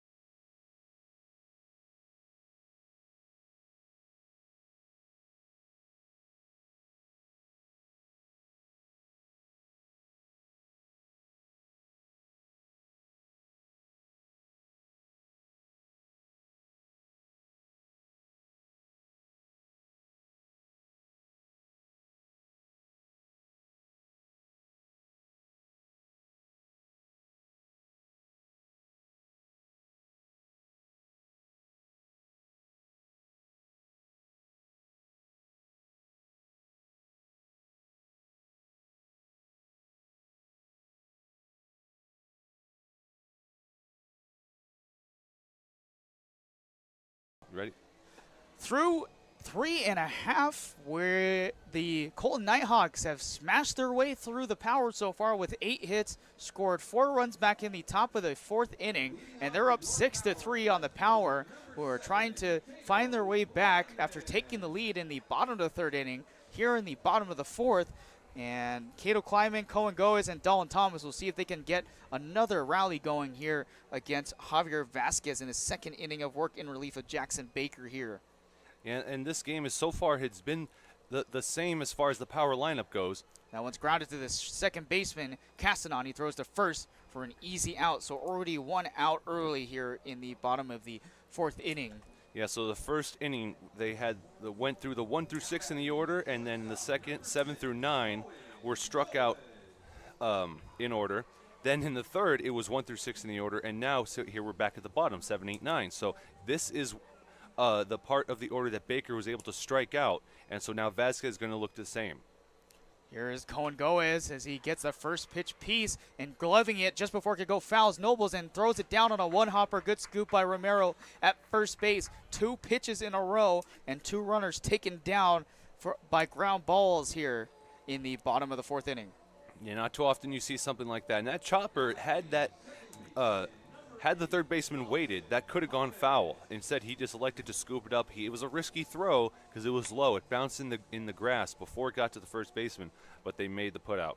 So here's Dalton Thomas, who was 1 for 1 yesterday and scored a run in a pinch hit effort as he watches strike 1 right inside the zone. So the bottom part of the lineup, the 7, 8, 9 are having a bit of trouble right now. Strikeouts and a couple of ground balls so far here in a 6-3 ball game in the bottom of the 4th. And Dalton Thomas grounds it to Nobles. He throws to first. Not an easy throw there, and not a great scoop up by Romero as it pops out of his glove on an E5 from the 3rd baseman Nobles. And what could have been a 3rd out, Dalton Thomas is on board. Yeah, that's just, there's the 2nd error by the Coleton defense, and both are by the 3rd baseman. And so now the power get a little bit of a break. It looked like it was going to be a 1-2-3 inning on just 4 pitches, and now we're back to the top of the order with Austin Haller, who has scored 2 runs already on a walk and getting on base with a hit by pitch. So a different outlook here as the lineup flips over for the 3rd time, or for the 2nd time rather. Austin Haller back in the leadoff spot. A walk and a hit by pitch so far, and he scored 2 runs himself as he watches the first pitch in for strike 1 here. Austin Haller looking to be the team captain in this moment. Went 2 for 4 last night with a triple as his first hit in his season debut. 0-1 on the way, and it marks the outside part of the strike zone at 73 miles per hour on a breaking curveball. Makes it an 0-2 count. Austin Haller in a pitcher's count here. And be careful pitching low and outside to Austin Haller, especially if you're a right-handed pitcher going up against a left-handed batter, because he can rope that into right field. There goes Dalton Thomas as Haller swings and misses. It's a strike 3 call anyway, so that will end the inning. So that's how the 4 innings of this game go. 2 runs by the Power in the bottom of the first, 2 in the top of the second for the Coleton Nighthawks, 1 for the Power in the bottom of the third, and 4 for the Coleton Nighthawks in the top of the 4th inning. 6-3 is your score as we're off to the 5th here in the Palm Springs Power YouTube channel and Fox Sports 1270 AM radio. The Management Trust is a 100% employee-owned company. Every employee has a vested interest in providing memorable experiences to every homeowner and board members of HOAs. It's a very powerful thing. No homeowners association is too small or too large for us to manage. From community maintenance services to customized absentee home care, the Management Trust provides just about every service any homeowner could ask for. Hi, I'm Damien with the Management Trust. We're a community management built differently for your homeowners association. To find out how, give me a call. Outdoor living in the Coachella Valley is spectacular, and Tessera is the premier builder of outdoor living spaces in the desert. Nobody does it better than Tessera. From one end of this valley to the other, from Palm Springs to Rancho Mirage, Palm Desert, to Indio and La Quinta. For 35 years, we've created the ultimate in outdoor living, landscaping, pools, and patios, so you and your family can enjoy each other. Live well. Live Tessera. Quality first. It's quite a philosophy to live by. But world-class ingredients are the foundation of great meals. And we wouldn't have it any other way. At Kaiser Grill in downtown Palm Springs, we believe you deserve the best. So whether it's dinner for 2 or a celebration with 200 friends, quality is our promise to you. Because quality is king.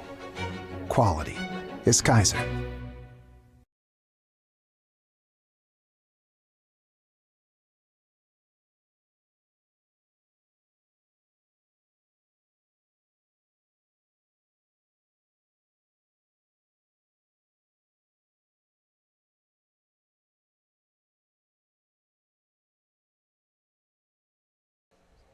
Welcome back here on Fox Sports 1270 AM radio and Palm Springs Power YouTube channel. Justin Lee and Charlie Gonzalez inside the Agua Caliente Casinos booth here at Palm Springs Stadium. It's a 6-3 ball game. The Coleton Nighthawks have jumped down in front when they went with a 4-run rally in the top of the 4th inning. And here in the top of the 5th, it will be Sean Romero, Jack Nobles, and Heath Carlson against the new pitcher, Andrew Baltazar. And the first pitch is fouled off here by Sean Romero. So the final line for Jaden McNeely: 4 innings pitched, 79 pitches, 1 walk, 4 strikeouts, 8 hits, 6 runs, 5 of them earned. Another tough outing here for Jaden McNeely, a different reversed one than what he had against the Inland Valley Bucks.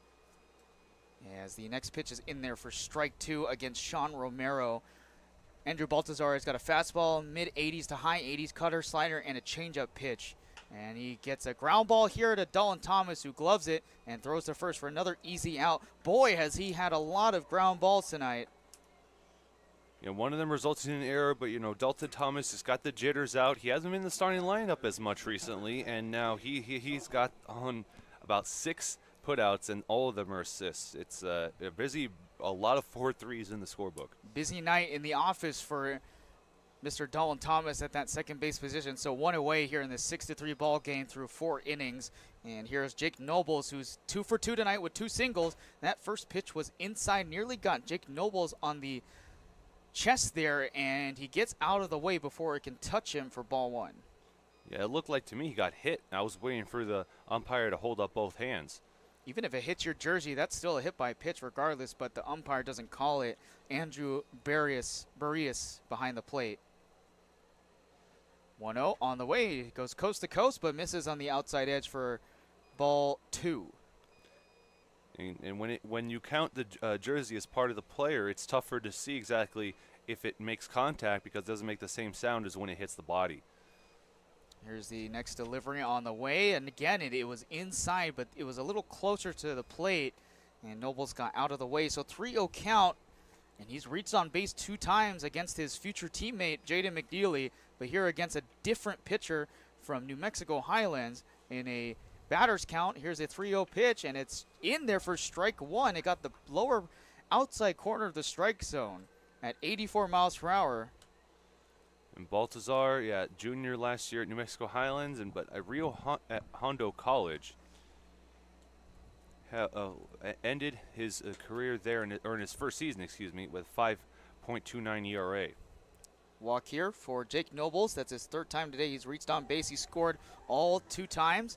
They'll try to score yet another as a walk here for Jake Nobles with 1 out away in a 6-3 ball game. The Coleton Nighthawks up on top of the power right now through 4 innings.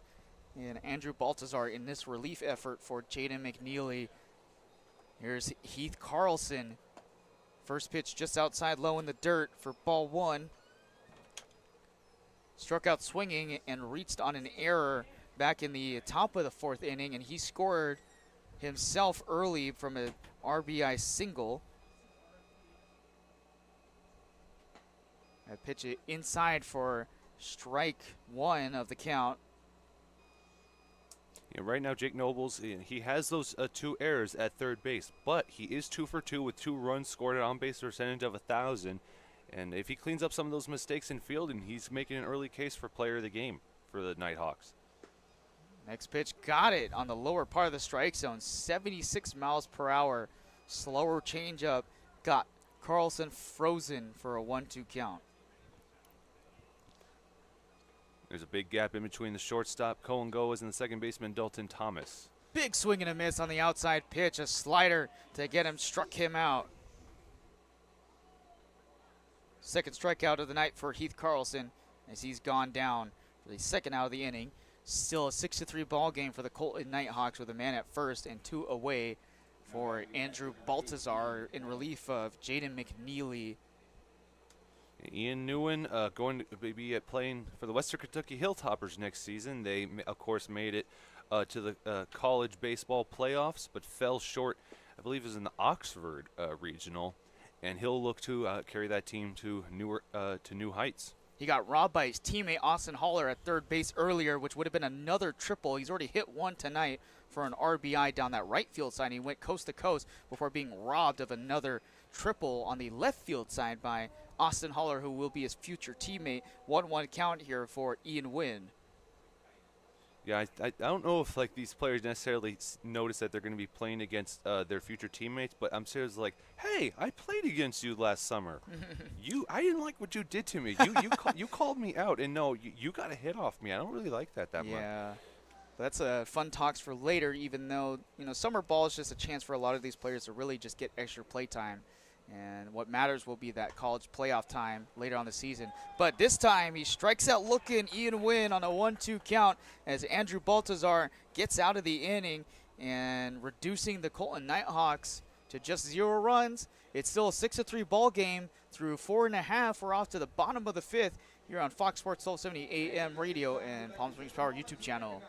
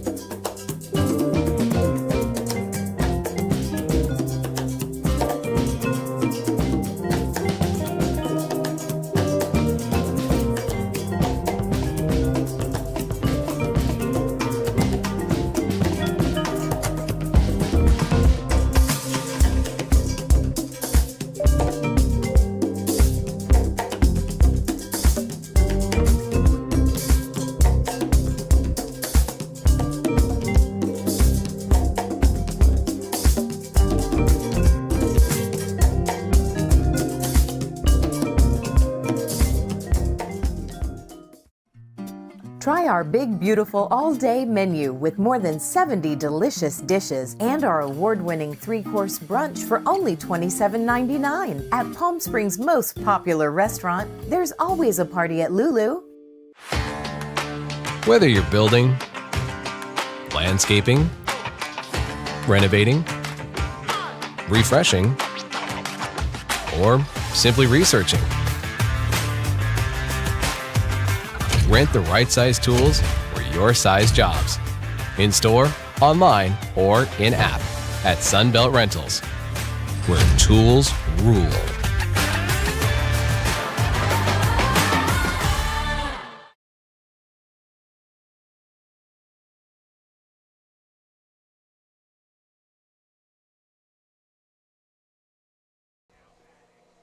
Fox Sports 170 AM radio is your place to be for Palm Springs Power, including the Palm Springs Power YouTube channel, which is what you're tuning into right now. 6-3 ball game through 4.5. You're listening to Justin Lee and Charlie Gonzalez here in Palm Springs Stadium in the Agua Caliente Casino booth. And leading off is Miles Walton, Mark Kirkland, and Bryant O'Neill. 2-3-4 batter spot here against Javier Vasquez in his third inning of work. And he throws the first pitch upstairs for ball one here to Miles Walton, who has been on base 2 times with 2 singles, scored a single run so far. And if you want someone to lead off for you when you're down by 3 runs, this is the guy. This is under the glove and right into the outfield on the next pitch. Castanon unable to glove it. It goes into the outfield for the 3rd single of the night for Miles Walton. Miles Walton, batting 1,000 so far in this game and increasing his batting average, was already at the top of the leaderboards for the Palm Springs Power. But something to keep in mind right now, once you see the infielders for the Nighthawks are shifting at a very interesting rate, depending on who's at first and who's at second, if the bases are loaded. And the batters for the Power are going to try to exploit that, I think. Well, here's Mark Kirkland, who does a very good job at doing that, but he swung and missed on the first pitch. With a man at first, there goes Walton. Ball upstairs. The throw over to second is in time, but he's safe right under the tag of Carlson covering the bag there. So Miles Walton has got another stolen base to add to his name. Miles Walton now in scoring position with the tying run on deck. One thing, good adjustment, though, that Javier Vasquez was able to go from the 3rd to the 4th was 25 pitches in the 3rd and getting out of the 4th in just 7, but now feeling the heat again here in the 5th. So that's Miles Walton's 14th stolen base of the year, which he has been leading so far behind Jamal Ritter, who has 15. And Mark Kirkland watched the next pitch for a 2-1 count. Power down by 3 runs. It's a 6-3 ball game. Coleton Nighthawks still up on top through 4.5 here on the Fox Sports 170 AM radio and Palm Springs Power YouTube channel. Next pitch outside at 87 miles per hour is dotted up on the outside edge for strike 2, 2-2 count to Mark Kirkland, who hit a sac fly back in the bottom of the 3rd inning to left field, and he's looking to try to tack on another run to climb into the Coleton Nighthawks 3-run lead. Next pitch is upstairs for ball 3, so a full count here for Mark Kirkland, which he just did back in the bottom of the 1st inning with a full count walk. And Mark Kirkland currently leads the team in batting average, and because of his walk and sacrifice fly, it's still at 472. And he's going to look to increase that right now. And this is the perfect guy you want. Runner in scoring position, you got your best batter, and it's a full count. Delivers it and powers it to left field, but it's out of play, and it hit the outfield lights here just above the Power bullpen. So Mark Kirkland not trying to knock in runs, but knock out the lights here at Palm Springs Stadium. I'm upset that I missed that. I always like to see and hear the doing, but I hear the doing, and I'm like, I should have leaned forward. There wasn't a whole lot of sound. It sounded like off those lights, so not a lot of damage to cover as he sends it on the next pitch right through the 4-3 gap. It will get in there. Miles Walton rounds 3rd, and he's in there with a lot of speed. So Mark Kirkland indeed does score a run, and it's 6-4. The Palm Springs Power get a run back. Now with that, he has 2 RBIs, and he increases his batting average even more. Once again, that wouldn't have been possible without Miles Walton stealing second. We would have runners in the corners right now with no outs. And now here's Bryant O'Neill representing the tying run. And there's a timeout called here as the coach Ruben Montoya will walk to the plate. They do have a pitcher warming up in the bullpen, Robbie Hernandez, down that first base line. We'll see what the conversation takes us to. But here right now, 2 hits in a row for Miles Walton and Mark Kirkland. One of those runs scoring in Miles Walton from a stolen base to lead off the inning. And it looks like that's it for tonight for Javier Vasquez through 2 innings. So he's done for now. And we'll see a new pitcher just before we get the bottom of the 5th inning up and running again. So 6-4 is your score. Power trying to cut into another lead by the Coleton Nighthawks. We'll be back here on Fox Sports 1270 AM radio and Palm Springs Power YouTube. The Management Trust is a 100% employee-owned company. Every employee has a vested interest in providing memorable experiences to every homeowner and board members of HOAs. It's a very powerful thing. No homeowners association is too small or too large for us to manage. From community maintenance services to customized absentee home care, the Management Trust provides just about every service any homeowner could ask for. Hi, I'm Damien with the Management Trust. We're a community management built differently for your homeowners association. To find out how, give me a call. Outdoor living in the Coachella Valley is spectacular, and Tessera is the premier builder of outdoor living spaces in the desert. Nobody does it better than Tessera. From one end of this valley to the other, from Palm Springs to Rancho Mirage, Palm Desert, to Indio and La Quinta. For 35 years, we've created the ultimate in outdoor living, landscaping, pools, and patios, so you and your family can enjoy each other. Live well. Live Tessera. Quality first. It's quite a philosophy to live by. But world-class ingredients are the foundation of great meals. And we wouldn't have it any other way. At Kaiser Grill in downtown Palm Springs, we believe you deserve the best. So whether it's dinner for 2 or a celebration with 200 friends, quality is our promise to you. Because quality is king. Quality is Kaiser.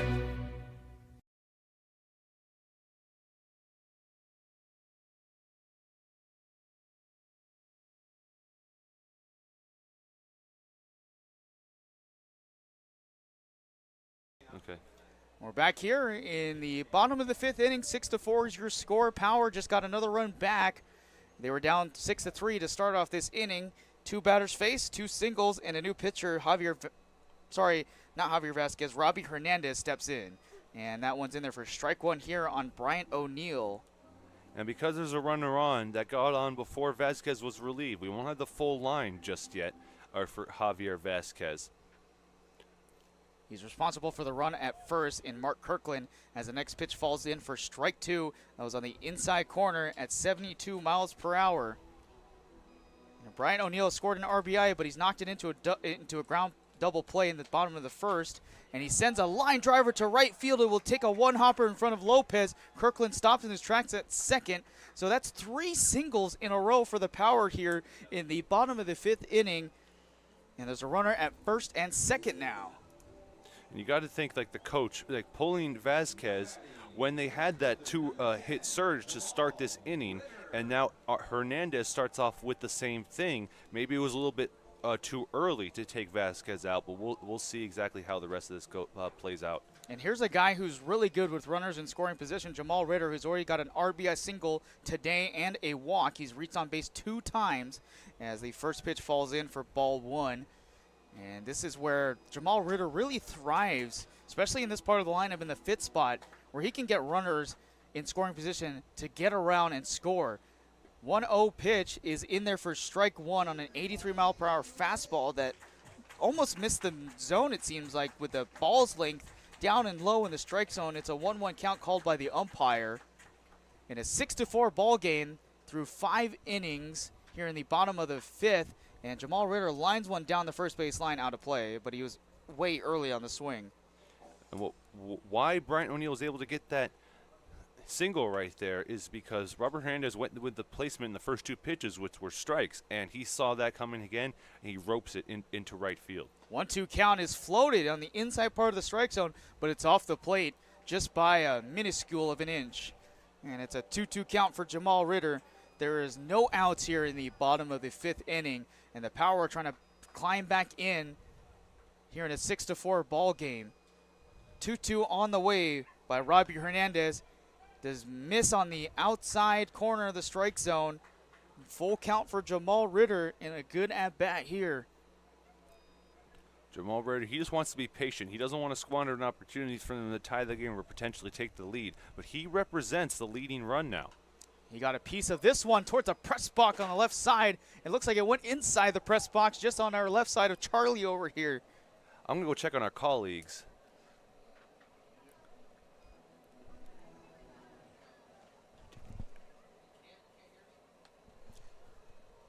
Okay, they didn't understand my body language. I was trying to ask them, hey, did it hit you? Are you okay? And then the TrackMan guy is just like, he's like saying, well, what are you doing? Yeah. Well, that next pitch upstairs misses high, and Jamal Ritter's on there for the second time. For the second time tonight on a walk. He's raged 3 times in a row already, and now the bases are juiced up. No man away here in the bottom of the 5th inning in a 6-4 ball game, and here's Casey Kleiman. First pitch floated into the strike zone at 69 miles per hour, and Casey Kleiman watched it like it was a museum exhibition. Here's the 0-1 count. Casey Kleiman fouls it off on a similar pitch.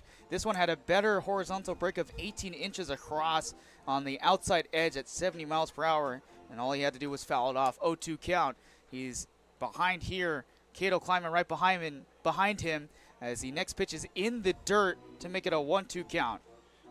If your manager Casey Dill, they started out with some getting pieces of the ball, some good swings, and this is what you want to see. And even though Kleiman's behind the count right now, there are no outs, and there could be something disastrous happening for the Nighthawks. Similar pitch as well as the first two, and it's pumped up towards the right field side, but it's out of play to keep it a 1-2 count for Casey Kleiman. And if you're just joining us, 3 singles in a row to start off this inning and a walk. Has already scored a single run already here for the Power. It's a 6-4 ball game as they were down 6-3 to start it off. Yeah, the leading run at first, the tying run at second.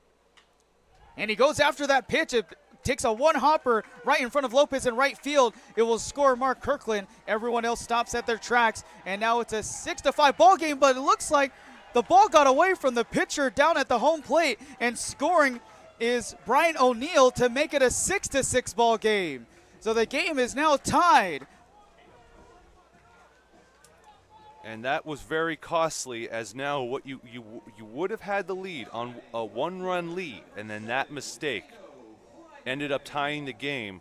This game's going back and forth. This is going to come down to the wire. It's just incredible what we've seen thus far. So 2-run score. It seems like a throwing error from the right field out there. And here's Cato Kleiman as he steps in. First pitch outside for ball 1. Casey Kleiman stabbed at that pitch on the outside edge. He threw so many similar pitches in that one at bat, and he was able to finally get one to right field.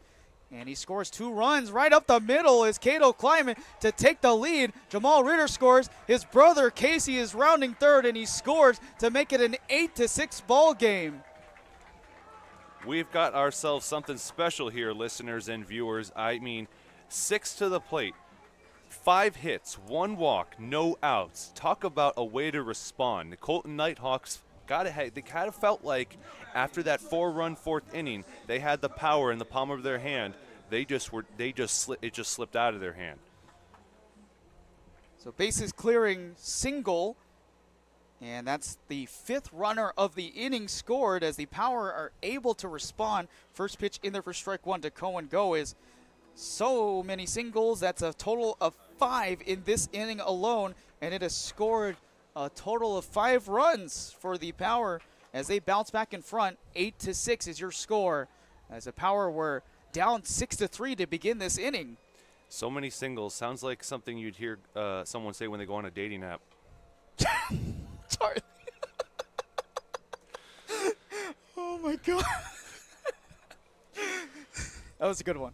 That was a good one. Yes, that's exactly what has happened here so far. 8-6 is the score. As Cohen Go grounds it, diving is the third baseman Nobles. He picks it up, recovers, and throws to first for what is the first out of the inning. Yeah, and that 6-3 ground out able to advance Kleiman now into scoring position. So Coes did his job on the 1-1 count. So Cato's now at second after his 2 RBI double. And so far, the Power have really jumped here against the Coleton Nighthawks in this inning. There's still just 1 out away in an 8-6 ball game here in the bottom of the 5th inning. What has been a back and forth affair, and the first pitch here to Dalton Thomas is in there for strike 1.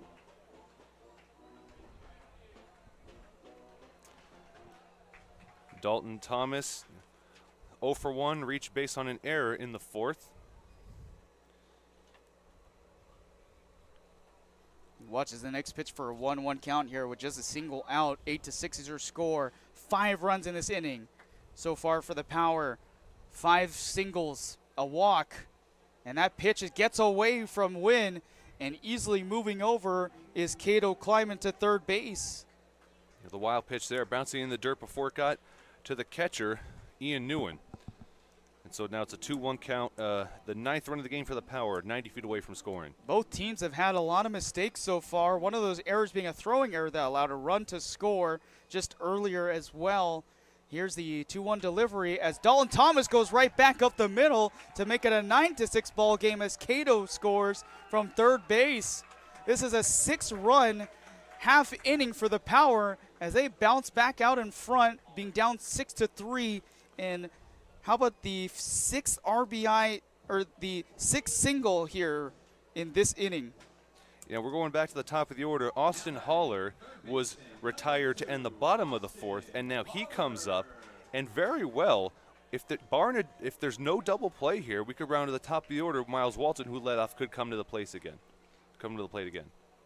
9-6 is the score here, as the Power have jumped out in a massive half inning. Strike 1 here to Austin Haller as he watches it float in for that strike 1 pitch on 71 miles per hour. So while we have a break here, Javier Vasquez, who started this inning, he's done after there's ball 1-1 count. He had 2 innings pitched, 41 pitches, 1 walk, 2 strikeouts, 3 hits, 3 runs, all of which were earned. And Robbie Hernandez not having himself the kind of outing that you want, as that next pitch is upstairs for a 2-1 count here. He's, after taking over for Javier Vasquez, giving up multiple singles in a row, including Javier Vasquez. 2-1 count here for Austin Haller. Fouled off on the 2-1 pitch. If he gets on base, which even if he gets out, we'll be back to the top of the lineup with Miles Walton, who led off this inning with a single of his own. And he's on deck with Mark Kirkland waiting right behind him. A lopsided bottom of the 5th inning, 9-6. The Power back on top, and it's flown out and popped up in the air towards that no man's land in left center field, and running all the way from the center field position blind, coming right into that mid part just before the infield dirt, and making the catch for the 2nd out. And back where we started with Miles Walton, so 10 plate appearances for the Power here in this monster of a 5th inning. So that was just the 2nd out of the inning, with the Power having a 6-run inning here. And we're back through the lineup once again. And he goes after the first pitch and grounds it. Miles Walton to Nobles as he gets a 1-hop pick to Romero to end the inning. But the Power managed to score 6 runs here in the bottom of the 5th inning, where they were down 6-3 to start it off. And they have bounced in front 9-6 here on Fox Sports 1270 AM radio and Palm Springs Power YouTube channel. You're listening here as we're off to the top of the 6th inning. Family setting, you know, we come and we get into conversation, and it's comfortable here is what I guess I'll say. It's comfortable. The hot cocoa has whipped cream and sprinkles in the whipped cream in the hot cocoa. Very family oriented. You know, they cater to the kids. They got the coloring books and crayons, and they have kid-sized stuff about almost for everything that you would want. So young and old, everybody can enjoy it. It's the best. Made from scratch memories. Elmer's. Building your business is no small undertaking. and you need the right team by your side. Whether you're just getting started or expanding nationwide, Pacific Premier Bank is here to support your business every step of the way. As your trusted banking partner, we can help guide you down the right path with customized solutions designed for your business. We'll help you achieve the success you deserve. Pacific Premier Bank. Let's build your future together. Try our big, beautiful all-day menu with more than 70 delicious dishes and our award-winning 3-course brunch for only $27.99. At Palm Springs' most popular restaurant, there's always a party at Lulu.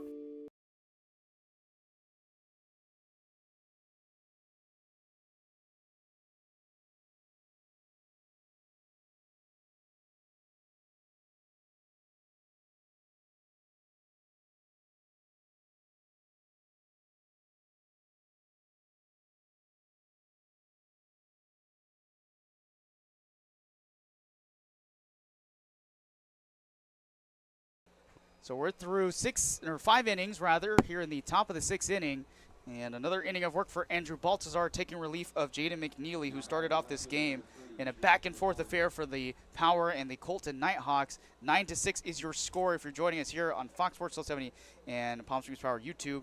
And first pitch swinging and missing, and the next one is fouled off to the left field side. So already in the count is Andrew Baltazar here against Jake Nattori. And if you know the Nighthawks and what we've seen so far in this game, they'll probably try to respond again aggressively. And the next pitch is floated up in the air towards that left center gap. No one's going to get to it in time. And running over and getting it is Cato Kleiman. It's a leadoff double for Jake Nattori. So like we said, they're not going to go quietly in this game, and they lead off here with a double here in the 9-6 ball game with the Coleton Nighthawks behind 3 runs. And you could see they weren't going to go quietly as Nattori just got a piece of that and got strike 2. They're going to come out aggressively while they still have a couple of innings as a cushion. They're down by 3. You have the first runner on. You have the tying run on deck. This is a very similar situation to when the Palm Springs Power were down by 3 going into the bottom of the 5th inning. So here is back to the top of the lineup, Matt Bline, as he watches the first pitch right down the middle for strike 1. He's had 3 at-bats today, reached on an error, and trying to get the Coleton Nighthawks back out in front after giving up 6 runs to the Power in the last half inning. 0-1 on the way, and grounded to the right side. Out of play, 0-2 count. I'm expecting a big response here from the Coleton Nighthawks, and the way this has gone, the back and the forth, this could be an instant classic just waiting to happen. We still got 3 innings left to go. 4. And why not here on this pretty nice evening here at Palm Springs Stadium? 0-2 on the way, and it's sent the opposite field. Running after it is Cato Kleiman. Does he have a chance? Yes, he does, to make that catch out in left field for the first out. And that one, because of the placement and because his momentum was carrying him towards the wall, had Jake Nattori stayed at second and wait till he caught it, he maybe had a chance to advance to third. The way that was trailing to left field as well looked like it might have gone in the corner, but it just stayed up enough for Cato Kleiman to make a catch. That was 94 off the bat of Matt Bline, but it's the first out of the inning here, and Isaac Cassanon will step in, who's reached twice, 1 walk and a single for an RBI. Here in a 9-6 ball game between the Coleton Nighthawks and the Palm Springs Power, who are up on top. First pitch inside, missing. And Cato Kleiman putting in the work early here in this top of the 6th inning as both those went towards him so far out in left field.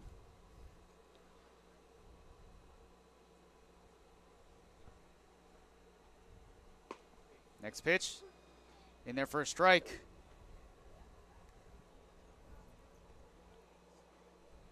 A 1-1 count here with 1 away for Isaac Cassanon, trying to help the Nighthawks bounce back against the Power, where they were up 6-3 in the last half inning, and now it's flipped over to 9-6. The Power on top, scoring 6 runs in the last half inning. And the next pitch missing low for a 2-1 count here to Isaac Cassanon. And although the Power have been able to retire some of the Nighthawks batters. It hasn't been easy. There's just a handful of strikeouts, but a lot of ground outs and flyouts. They're making the infielders and outfielders work. Both teams making each other earn this victory tonight. Here's the next delivery that is in the dirt for ball 3, 3-1 count. Power trying to get another win as they did against the Santa Clarita Victory last night, 17-3 with 13 hits. And it was all led by Angel Landazuri, went for 6 innings pitched. Different outcome here so far in a 9-6 ball game here in the top of the 6th inning with a man at second and 1 away. 3-1 on the way here for Castanon, who takes a walk on the pitch that was in the dirt. Now the tying run coming to the plate for the Coleton Nighthawks. And we have a pinch hitter.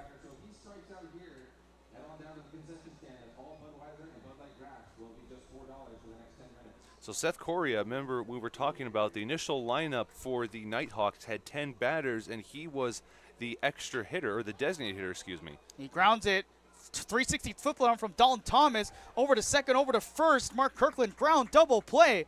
Great stuff from Dalton Thomas, who's put a clinic on today at that second base position. Tears down the Coleton Nighthawks for trying to bounce back as we're off to the bottom of the 6th inning with the Power still up 9-6 here on Fox Sports 1270 AM radio and Palm Springs Power YouTube channel.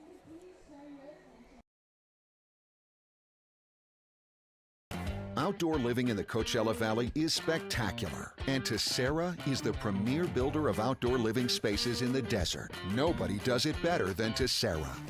From one end of this valley to the other, from Palm Springs to Rancho Mirage, Palm Desert, to Indio and La Quinta. For 35 years, we've created the ultimate in outdoor living, landscaping, pools, and patios, so you and your family can enjoy each other. Live well. Live Tessera.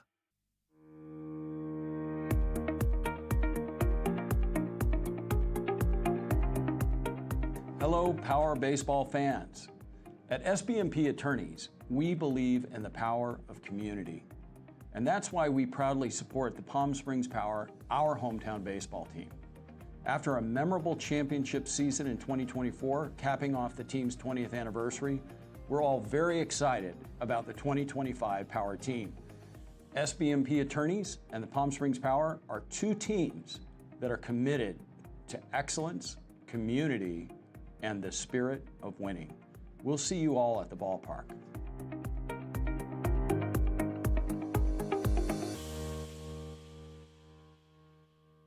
Monster Shakes, the best ice cream creations in the desert and only place in the world that serves all 10 flavors of Dole Soft Serve. The winner of the best soft serve and smoothies, home to the world's best date shake and other fun creations like ice cream nachos and the cotton candy burrito. For a limited time, come in and try your luck. Any soft serve that weighs exactly 16 ounces is free. Monster Shakes in Palm Springs and Cathedral City facing the Mary Pickford. Franchise opportunities available too. Monster Shakes, a delicious mess. Back here on Fox Sports 1270 AM radio and Palm Springs Power YouTube channel, Justin Lee and Charlie Gonzalez inside the Agua Caliente Casinos booth at Palm Springs Stadium. We are through 5.5 innings. The Power are still up on top 9-6. And the way that this has been framed so far, it's been one or the other scored in each inning. So either team scoring runs in the other half. Mark Kirkland leads off here against Robbie Hernandez, who's coming in relief of Javier Vasquez. Hasn't had a great time so far tonight. Yeah, after coming in for relief and facing 8 batters in total of 30 pitches.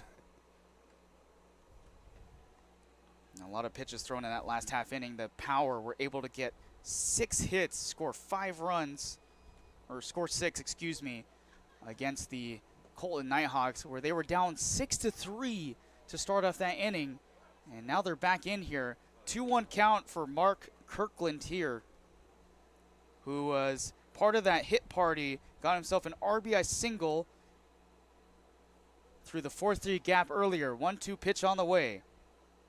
Big swing and a miss, and he's taken down on a strikeout. And he strikes out, and now we go to Brian O'Neill. That's the first strikeout tonight for Robbie Hernandez. Certainly had a few struggles getting soft contact balls by the Power, And here is Brian O'Neill. So the way that this should have gone out in a pattern, because the Power scored 2 in the bottom of the first, then the Nighthawks scored 2 in the top of the second, and then the Power answered with a run in the bottom of the third. Got 4 runs. Coleton Nighthawks got 4 runs in the top of the fourth, and the Power got 6 in the bottom of the 5th inning, and then the Nighthawks weren't able to respond after that. So right here, they break up the pattern, and Brian O'Neill has a 2-0 count to start it off in this at-bat. Brian O'Neill, he had that sacrifice RBI and brought home Austin Holler. That was the first run of the game.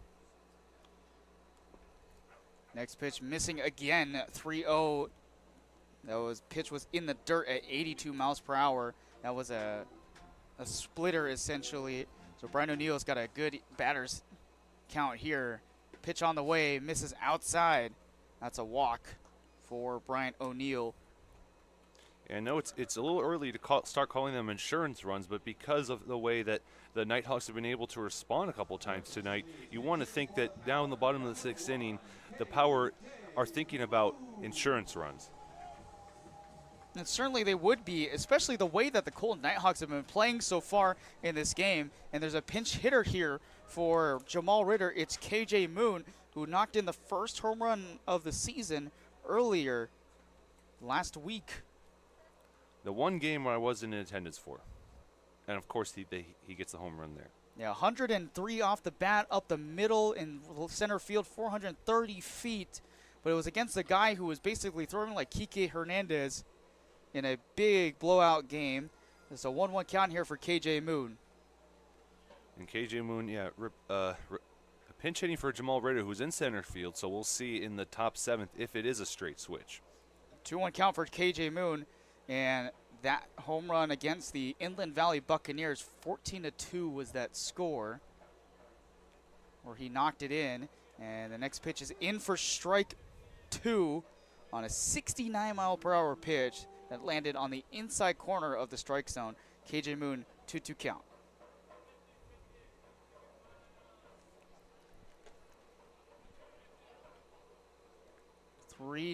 One count, it seems like it should be. Let's see what the umpire puts his hands up for. Okay, he's not going to put it up right now, but KJ Moon here, nonetheless, either a 3-2 count or 3-1 count. Here's the pitch on the way. Big swing and tip into the glove. That is strike 3, so it was a 3-2 count. So that's 2 away here in the bottom of the 6th inning. Here's Casey Kleinman. 2 ground out, a fly out, and then he had a single that drove in a run. That was Mark Kirkland, and that was the run that made the final line for Javier Vasquez. And that pitch in the dirt at 82 miles per hour, splitter missing for ball 1. And Casey Kleinman had a pretty good at bat before he knocked it on off of the front of his bat to right field in his last at bat and scored an RBI, which was essentially the game-tying run. And a 2-0 count now for Casey Kleinman with a runner at first and Brian O'Neill, and they check him over at first base. He gets back in easily. If you're just joining us, 9-6 is your score here through 6 innings through 5 innings, excuse me. Here in the bottom of the 6th inning, the Power on top by 9 runs, Coleton Nighthawks by 6. And that last pitch was in the dirt for a 3-0 count. Robert Hernandez, the pitcher for the Nighthawks right now, is a two-way player in high school, was a prolific batter and a prolific pitcher. In his senior year, he recorded a 1.52 ERA. Last pitch in for strike 1 on the lower part of the strike zone at 81 miles per hour. That's another splitter, but it's dotted up this time. 3-1 on the way, inside, and another walk.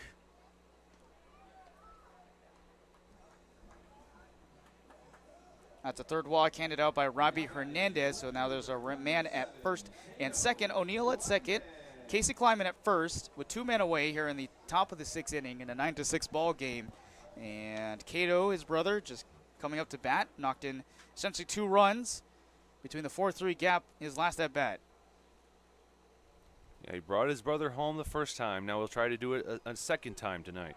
That ball is in there, strike 1 on a 63-mile-per-hour pitch by Robbie Hernandez, who's kind of living in that lower speed velocity and right around the low 80s, mid 80s mark.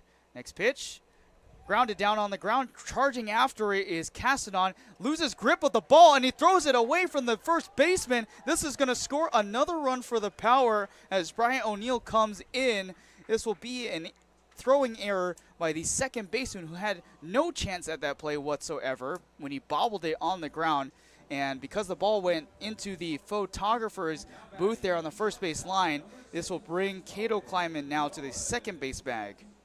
That one, I think that's going to be a double error on the second baseman Castanon, because he has the fielding error, which allows Cato Kleiman to be safe, then the throwing error, which allows the runners to advance even more. So now it is a 10-6 ball game. And here's the first pitch to Cohen Goes as it's in the dirt.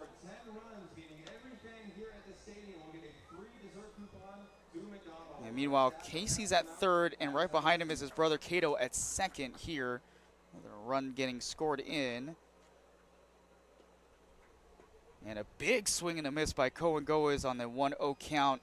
That was a splitter at 82 miles per hour, and he was ready to go after that 400-foot wall in center field. 1-1 count with 2 men away.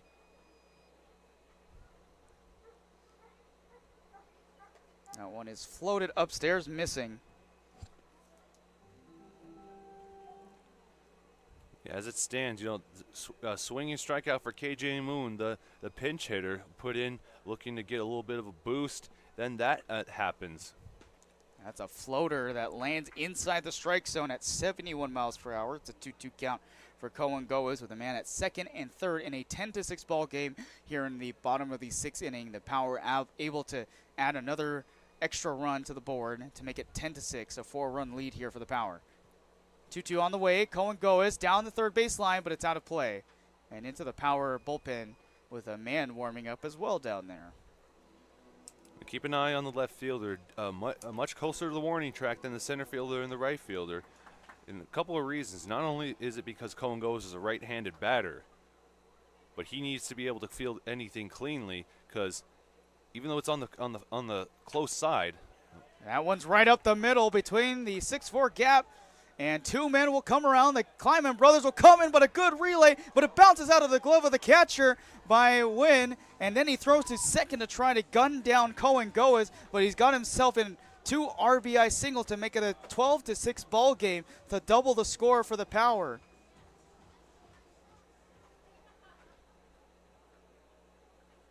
So it's a 2 RBI single. Then advancing on throw to second is Cohen Goes, and any adjustment that you thought the Power weren't capable of making, well, we just saw. And you know, down 3, they scored 9 unanswered. And now there's still just 2 outs, and we go to Dalton Thomas. Dalton Thomas on the first pitch goes back the same way as he gets it into the outfield, and rounding and coming home is Cohen Goes, and the throw down from the outfield, he is safe and under the tag.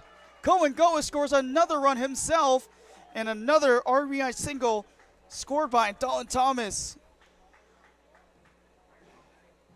And because the Power had such a strong start to the season, we didn't get a chance to see how they respond to adverse situations, because they didn't have a deficit until about maybe the 5th or 6th game in the year. And what we're seeing is one of the more resilient performances from the Power all year. The way that they've been fighting tonight, being down 6-3 back in the previous half inning and scoring 6 in the bottom of the 5th, and then 4 right here in this inning as it still goes with 2 men out. 13-6 is the score now for the Power, and another flip of the lineup to Austin Haller, who flew out in his last at-bat. That one misses as well. 2-0 count for Austin Haller. Austin Haller, 2 runs on the night, but both coming on a hit by pitch and a walk. So still looking to get his first hit of the evening.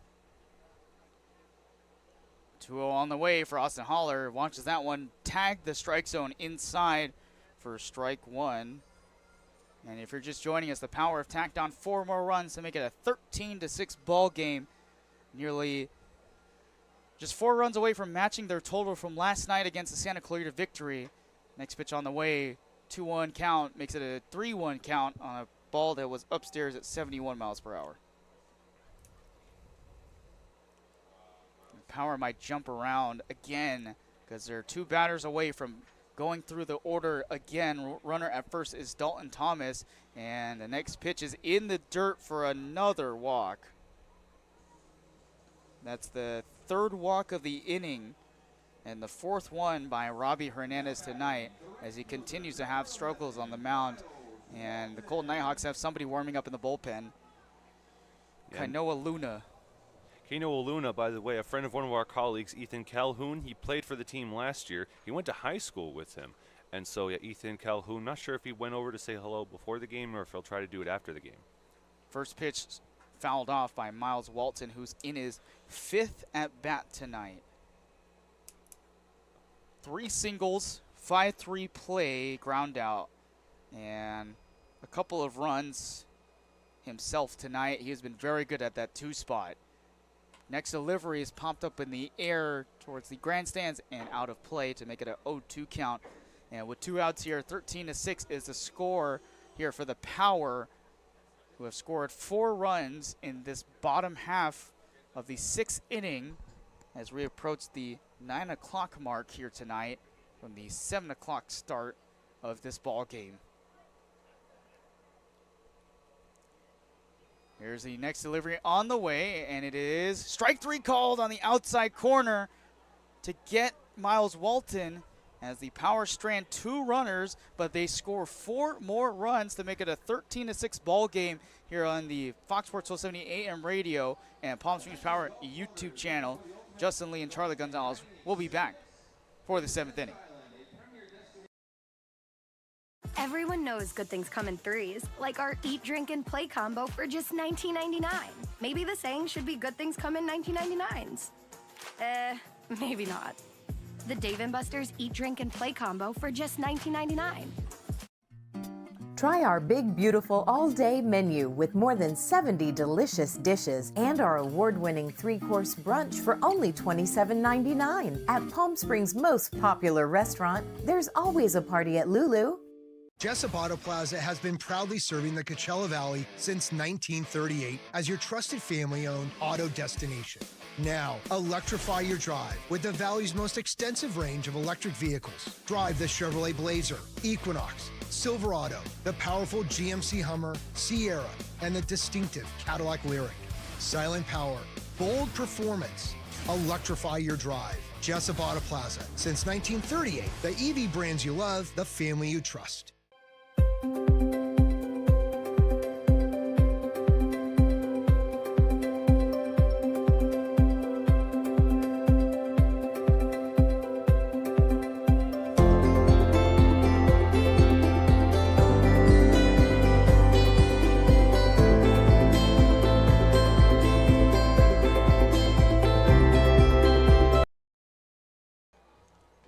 Welcome to the top of the 7th inning and what has been a back and forth affair through the early goings of this game, but the Power have added 6 in the bottom of the 5th, 4 in the bottom of the 6th, and now here in the top of the 7th inning, defensively changed wise. It's Grayson Gegan left, Walton at center field, and KJ Moon in right field, who came in a pinch hit earlier in the game. And the first pitch in there for strike 1 with Baltazar still up on the mound here. And a big swing and a miss as he tips it down and low just below Casey Kleiman behind the plate. And Baltazar in his first 2 innings on the mound in the 5th and 6th was able to get through those in just 28 pitches. Very efficient and not giving up any runs in just 1 hit. Baltazar has done a very good job so far through this game. It seems like Robbie Hernandez is in line for the loss right now, as that next pitch is catching the lower outside corner for strike 3. So 3 strikes, 3 pitches to Valentine Lopez III. Here's Sean Romero.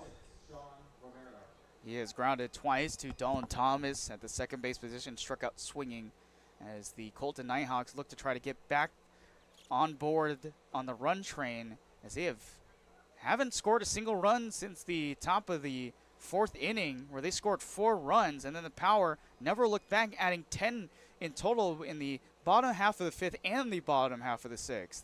13-6 is your score. The Power still on top. 1-0 count for Sean Romero as that next pitch misses for a 2-0 count. This has been a great game offensively for the Power so far. Miles Walton has 3 singles tonight. That one is grounded and picked up by Goes. Easy throw to first base for the second out. In that bounce, we've seen that uneven terrain as the grass turns into dirt kind of throw off some infielders here this season, both on the Power and the visiting teams, but that one bounced in the grass well before it got to the dirt, and so it was not an issue for Cohen Goes, and he noticed that.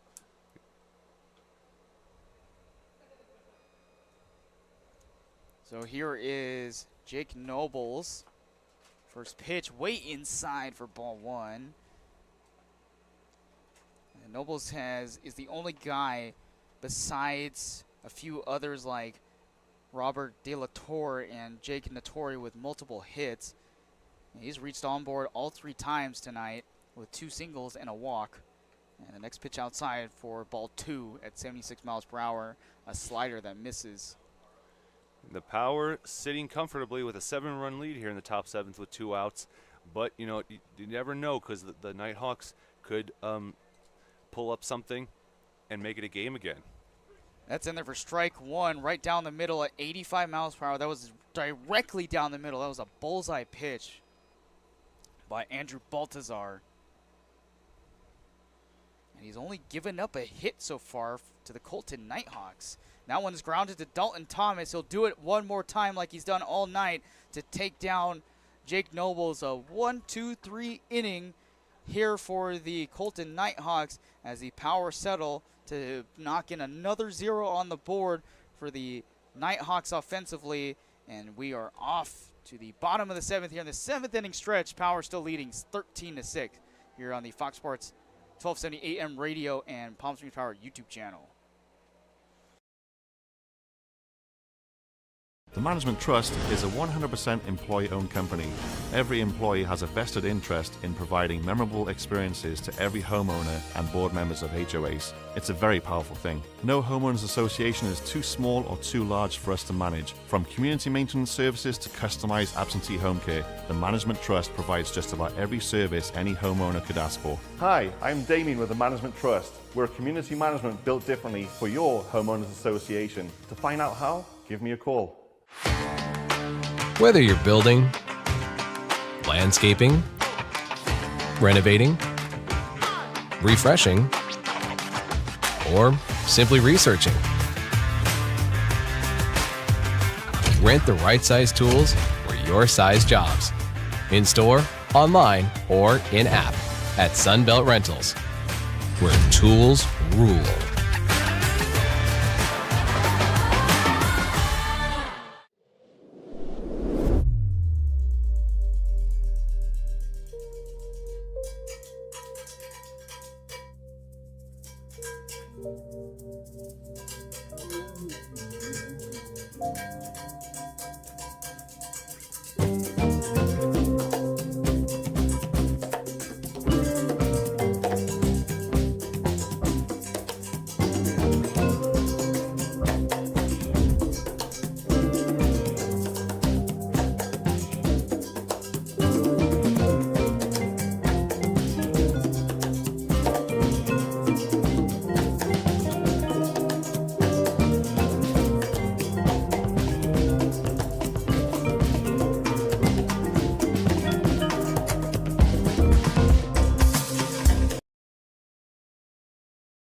So after the 7th inning stretch, back here on Fox Sports 1270 AM radio and Palm Springs Power YouTube channel, Justin Lee alongside Charlie Gonzalez inside the Agua Caliente Casinos booth.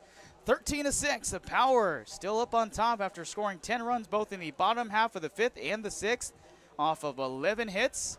And this game has seen 20 hits in total. New pitcher on the mound for the Coleton Nighthawks is Kainoa Luna as he steps in here with the first pitch upstairs to Mark Kirkland, who has had himself a pretty good game tonight as well. And right behind it would be Brian O'Neill and then KJ Moon in the hole. And next pitch is in there for strike one on a fastball down low. So Robert Hernandez, his final line in 2 innings, 66 pitches, 4 walks, 3 strikeouts, 6 hits, 8 runs, 7 earned runs. Kirkland goes after a pitch low and inside on the corner for foul ball. 1-2 count. And what has been an entertaining game through 5 innings has turned lopsided and made the Power so far the team to beat right now at 13-6. We've seen 20 hits in this game already tonight. You got 11 by the Power and 9 by the Nighthawks. 2-2 count on the way. It's upstairs for a full count now to Mark Kirkland. And Kainoa Luna, as I mentioned before, he went to school with one of our colleagues, Ethan Calhoun, Xavier Prep, and he's committed to Hope International. But he's still 17. He turns 18 on September 13th. Popped up in the air towards the third baseman, and Nobles will make the catch just before that third base bag to take down Mark Kirkland on a 3-2 count. As someone who turned 18 after graduating high school, I was like one of the few in my class who did that. I kind of felt late. Did you turn 18 before or after you walked? March 2nd. I'm trying to think. Yes, like right around that like 2 months before the graduation happens. Here's Brian O'Neill with 1 out here in the bottom of the 7th inning. First pitch curveball missing upstairs, and not a great release point for Kainoa Luna with 1 out here. And next pitch in there for strike one, 1-1 count here to Brian O'Neill.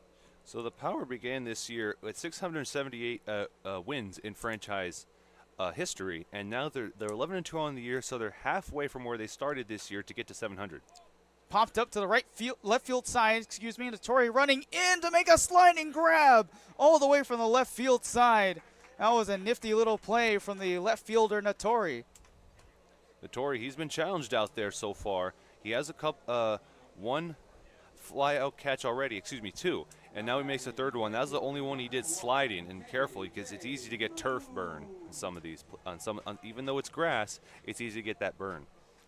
Thank goodness for baseball pants, huh? Yeah. 2 away here in the bottom of the 7th inning. Here's KJ Moon. Pinched hit last at bat and struck out swinging, and he's already got a 1-0 count. And that was on a 3-2 count, his last at bat, before swinging and missing to Robbie Hernandez. And a big swing and a miss by KJ Moon. He wanted that second home run of the year. Yeah, we've seen a handful of home runs by the PSCL on this field and the turf field. Popped up in the air way sky high and behind the press box. That took at least a minute to come down back to Mother Earth.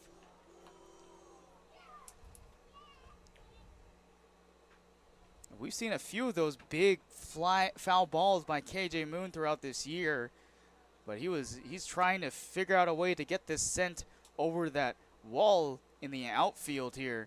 1-2 on the way, and it is curving in, but it's just upstairs by 2 balls length and missing for a 2-2 count. Yeah, home run he hit about a week ago. It was just to the right of the outfield nets that you see. It's right above the Black Book banner. Oh, 2-2 on the way, and KJ Moon fights it off. Didn't load up on that swing there. That was trailing to the outside corner. That's a close call for the umpire to make that call there. It's a 2-2 count for KJ Moon. Yeah, fouled off by the Boys and Girls Club. They've been picking up after us all year, it seems, with all those foul balls. Inside pitch. Full count again for KJ Moon here. Yeah, he faced a full count on his first plate appearance, but he struck out swinging for the second out. 3-2 on the way, the payoff, and it is down in the dirt for ball 4.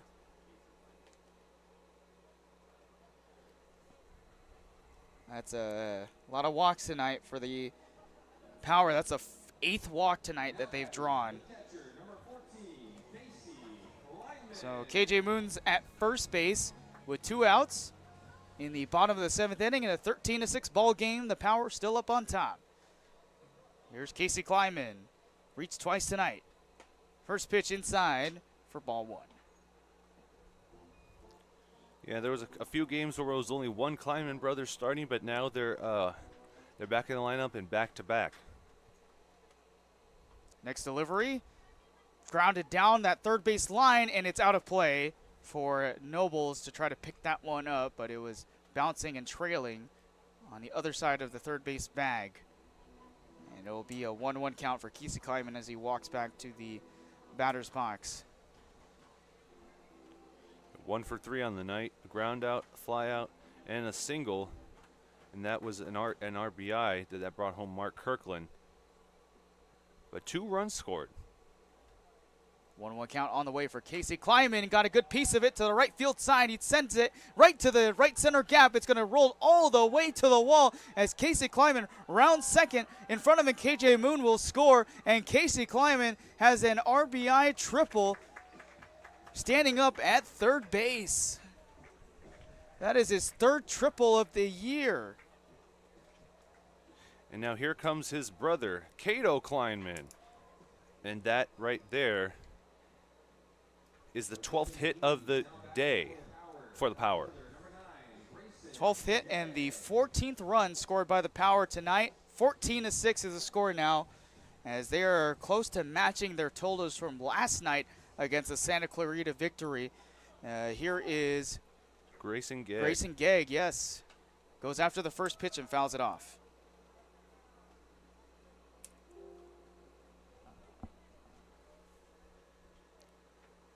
Yeah, those outfielding changes, they were not straight switches. KJ Moon did not go into center field for Jamal Ritter, but Grayson Gegg, it is a straight switch for him with Cale Kleinman.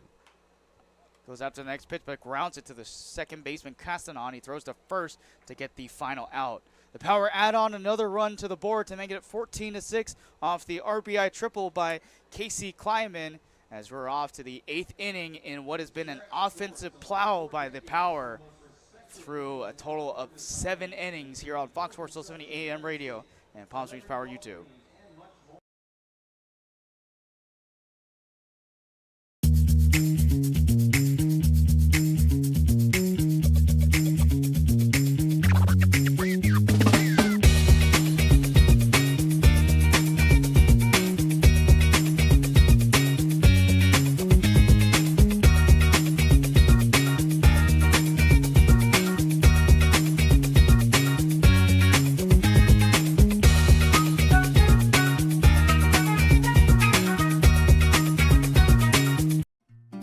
Try our big, beautiful all-day menu with more than 70 delicious dishes and our award-winning 3-course brunch for only $27.99. At Palm Springs' most popular restaurant, there's always a party at Lulu.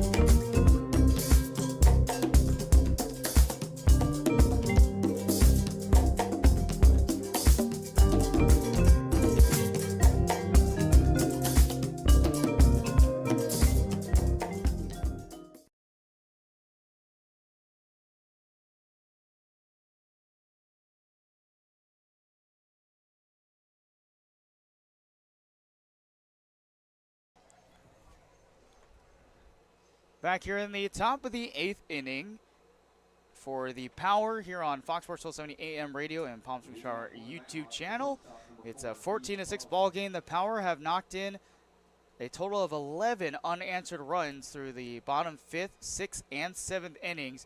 The Coleton Nighthawks have been unable to knock through the Powers pitching since Jaden McNeely was replaced. And Naun Haro will take over for Andrew Baltazar, who's in line for the win right now. And Naun Haro steps in against leadoff man Heath Carlson. He fouls off the first pitch. Looks like they're going to have a pinch hitter for Ian Wynn coming up here. And that's going to be number 24, Jaden Medina.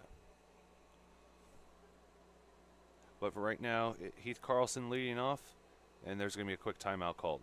The final line for Andrew Baltazar, as you said, he's in line for the win. 3 innings, 38 pitches, 2 walks, 3 strikeouts, 1 hit, and no runs. Yeah, and a pretty good way to kind of take down the Coleton Nighthawks, who were scoring a lot of runs, 6 within the top of the second, 4 in the top of the fourth, and then when Jaden McNeely was replaced by Andrew Baltazar, quickly quiet them through 3 innings. Yeah, only giving up 1 hit. It's pretty impressive considering where they were before that. They had 8 hits against McNeely and then just 1 against Baltazar.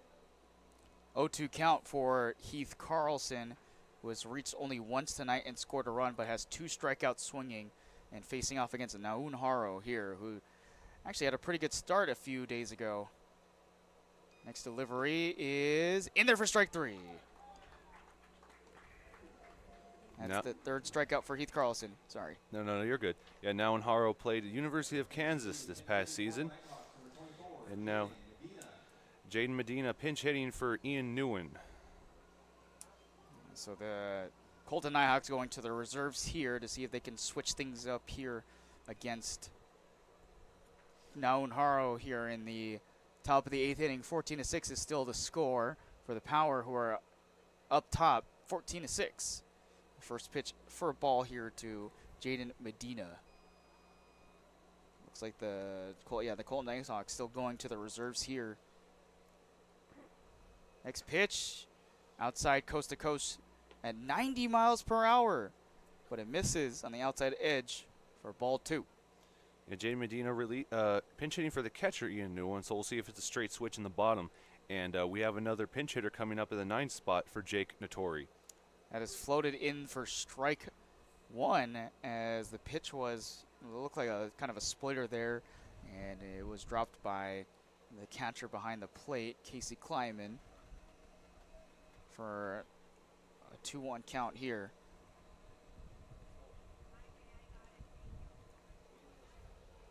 Next delivery, big swing and a miss. He could not get any of that ball on the inside edge at 89 miles per hour for a 2-2 count. And because it was so tight and inside, and the swing started low and ended high, that would have been roped foul anyway had he made contact. That was his slider that he exhibited there. He's got a 2-seam fastball and a splitter in his arsenal. And the next pitch is fouled off to make it still 2-2 count here for Jaden Medina. It's a 14-6 ball game here on the Palm Springs Power YouTube channel, Fox Sports 1270 AM radio. Justin Lee and Charlie Gonzalez. We've been watching a very entertaining game so far, but the Power have really never looked back since the bottom 5th inning. Timeout called by Jaden Medina here. So this weekend, the Power take on the SoCal Mavericks for a 2-game series before taking on the Coleton Nighthawks again on June 24th. But this Saturday is Micromania, so come join us here at the ballpark on this Saturday evening and check out 25 Cent as he faces off against many other wrestlers as the pitch is swung on and missed by Jaden Medina. That's the 2nd strikeout in a row. Now pinch hitting for Jake Nattori is number 7, Emilio Sbolki. 2nd strikeout for Naun Haro in this relief effort. And here's Emilio Sbolki from Colorado State University Pueblo. 2 outs here in the top of the 8th inning. And the first pitch was watched for strike 1 on the inside edge.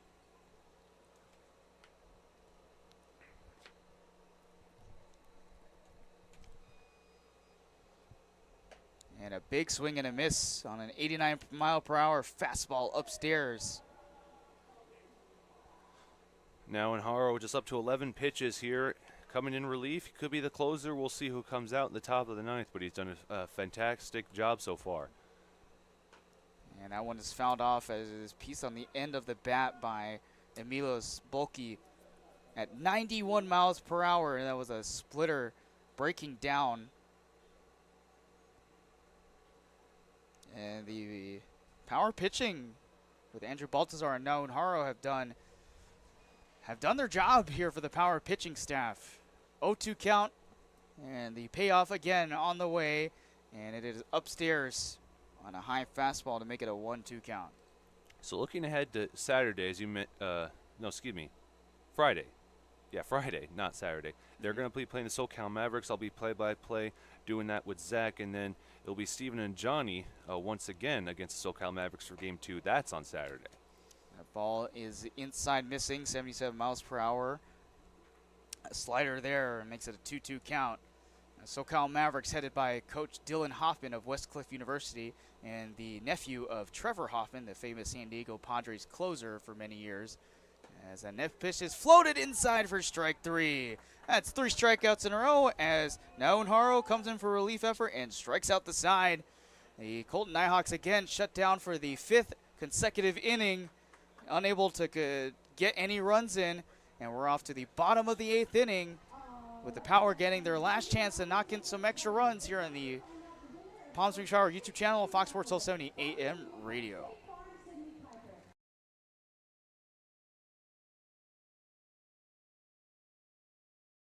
Landscaping, renovating, refreshing, or simply researching. Rent the right size tools for your size jobs. In store, online, or in app at Sunbelt Rentals, where tools rule.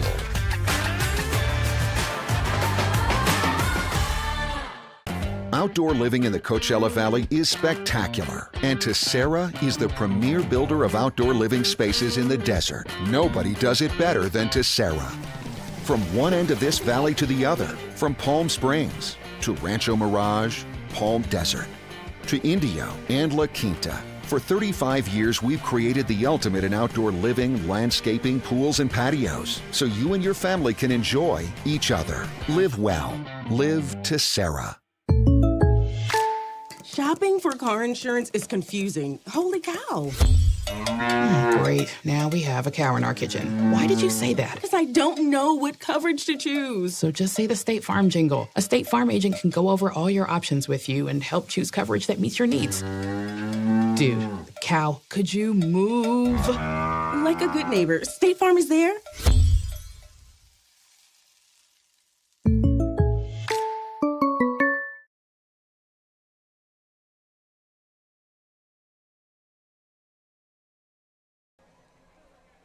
So here's the final chance for the Power to knock in some extra runs.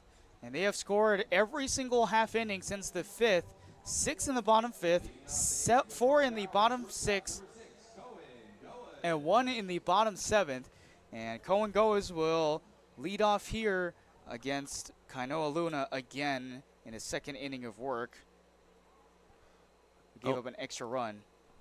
And yeah, it is a straight switch at catcher, so now it's Jaden Medina catching for the Coleton Nighthawks.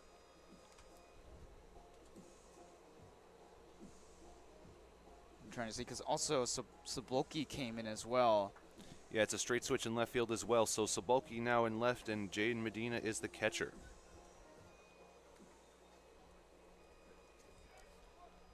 That's the defensive changes for the Coleton Nighthawks here in the bottom of the 8th inning. 14-6 your score, Power on top. Well, it has been a hurl of an offense so far. And the first pitch in there for strike 1 here to Cohen Goes. 2 RBI single his previous at-bat before being scored in by Dalton Thomas. Hey, that's the only time he's reached tonight. Next pitch missing for ball 1 on a weird slider at 68 miles per hour upstairs. Luna loads up again. And it's low and down in the dirt for a 2-1 count.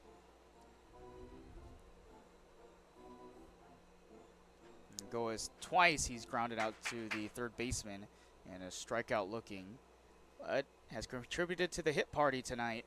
And as that next pitch at 81 miles per hour is low for ball 3, 3-1 count. Now Lucas Zach is warming up in the bullpen and might close for the Power tonight. And opposite field towards the right field side goes Cohen Goes. It will roll all the way to the wall as Cohen Goes rounds second. He's going to third, and he will stand up at third base with a triple to lead off here in the bottom of the 8th inning. The hit party doesn't stop for the Power. Yeah, Cohen Goes starting out 0 for 3, and now it probably finished the night 2 and 5 in all likelihood. That's his last chance he'll come to the plate, and also drove in a couple of runs. So it was a 2 RBI single, then advancing to second on the throw-in, and now he has a leadoff triple. And he could have one more run scored before we're all said and done here.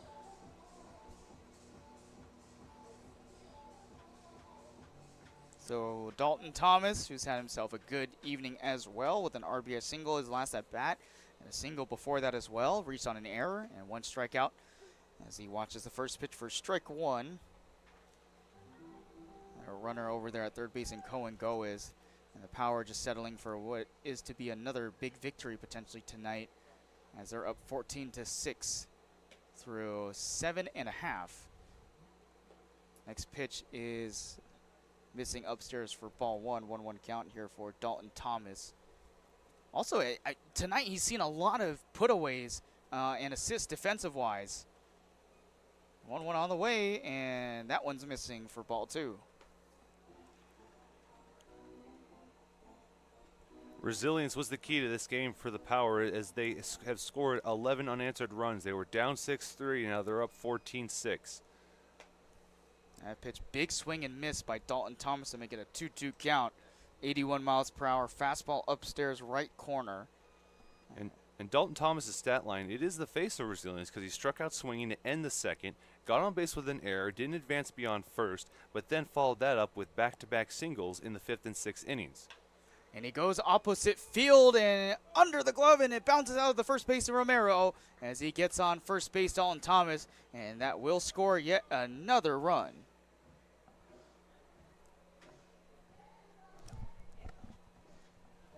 So yeah, RBI single drives home the 15th run of the game. Now Dalton Thomas has his 3rd RBI. Now batting third baseman number 2, Austin Holler. And we've flipped the lineup 6 times tonight as Austin Holler is back up for his 6th appearance at the plate. Austin Holler making a name for himself, early this season, and as you mentioned, that one is up in the air towards center field and trying to one-jump it as it goes to the wall is blind. It will roll all the way to the 400-foot wall as it's not over yet. Another run scored, and Dalton Thomas rounding third and going home. And Austin Holler is going to cap off a huge night for the Power with an RBI double. And as I said before, I had to stop talking so you could do that play-by-play. Austin Holler, he is a returner to the Palm Springs Power, but his first game of this season was yesterday, and he's making a name for himself so far, as now he is 1 for 3, but he's got now an RBI and 2 runs scored, so another solid game from the new arrival. That was 95 miles per hour off the bat at a 19-degree launch angle, and another hit for Miles Walton as it goes to center field, and one hops in front of the center fielder, and again Austin Holler will round third base to score. It's another run for the Power, making it 17-6.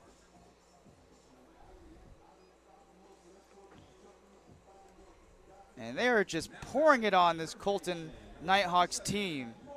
Yeah, 4 plate appearances and 4 hits to start off. Now you have 3 RBIs, and 2 of those hits, by the way, were extra bases. 2 singles, 1 double, and now 1 triple.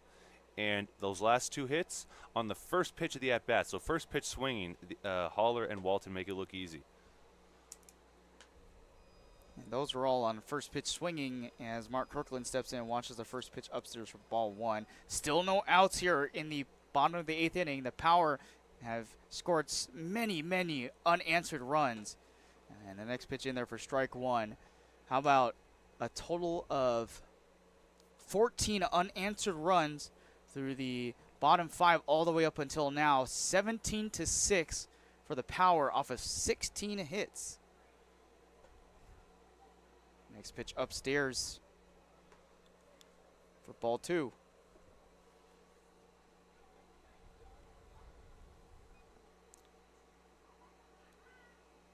This has gone out of hand here for the Coleton Nighthawks, as they've been shut down by both Andrew Baltazar and Naun Haro tonight in relief of Jaden McNeely, who went for 4 innings and gave up 5 total runs earned. 6 of them got by and 4 strikeouts.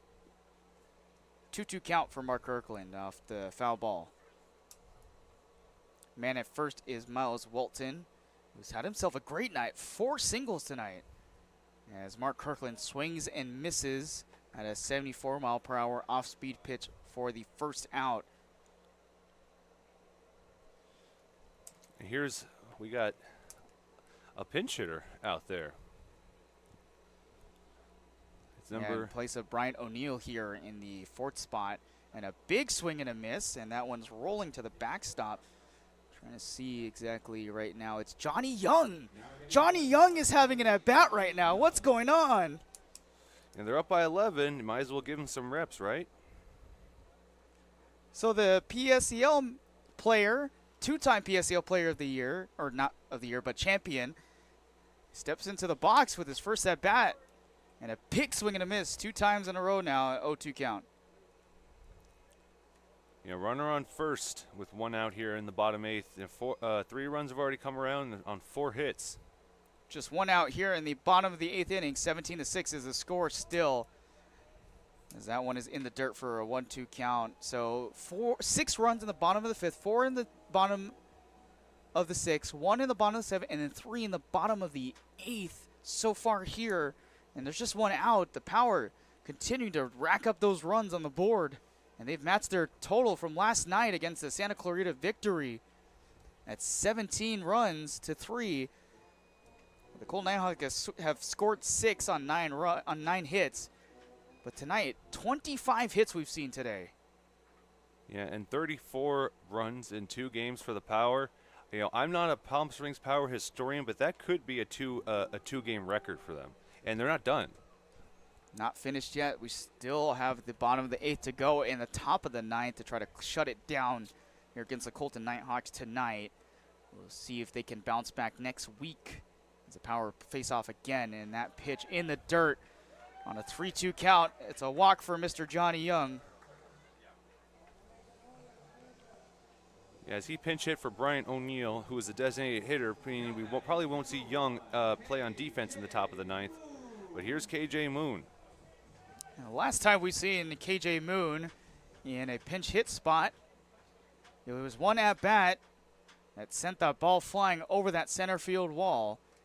Here in the bottom of the 8th inning with 1 man away, 2 men on base, and the first pitch is floated in for strike 1 at 68 miles per hour. Okay. Kainoa Luna now up to 43 pitches since coming in the 7th. That one is just outside for a 1-1 count. So looking ahead to tomorrow, the Power are off, and you have, of course, 2 PSEL games here at the Palm Springs Stadium. You have 2 over on the turf field. You and I both have the day off. Yeah, we like days off here. Yeah, we love broadcasting. We love doing PA. We love scoring, but occasionally it is nice to have that recharge and relax. Gotta rest the voice, yeah. 1-2 count here for KJ Moon. Man at first and second.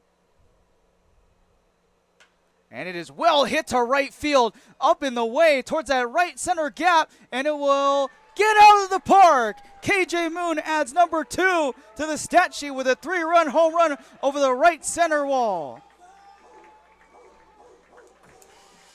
I finally get to see my first home run in person. I didn't get to see the first one by KJ Moon. Haven't seen any in the PSEL games that I've scored or called.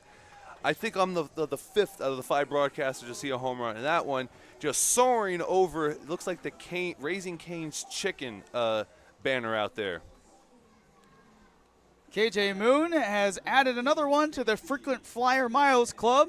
That was 96 miles off the bat at a distance of 394 feet over that right field wall, and it's now 20-6. First pitch to Casey Kleiman misses low. I mean, the Power, this is the most runs they've scored this year against any of the teams that they've faced off. And they are pouring it on still here in the bottom of the 8th. And Casey Kleiman rolls out. That one almost got away from Carlson. And he does get away from the first baseman on the throw by Romero. So the inning cannot find its way to end somehow. Even though there's 1 out, they almost had 2 there. It's just been all Power since the 5th inning. And Baltazar, you talk about like the batting and the hitting and including that home run by KJ Moon, but Baltazar coming in and keeping them scoreless in the 3 innings that he pitched. So it was really a well-rounded effort tonight for both sides on the Power.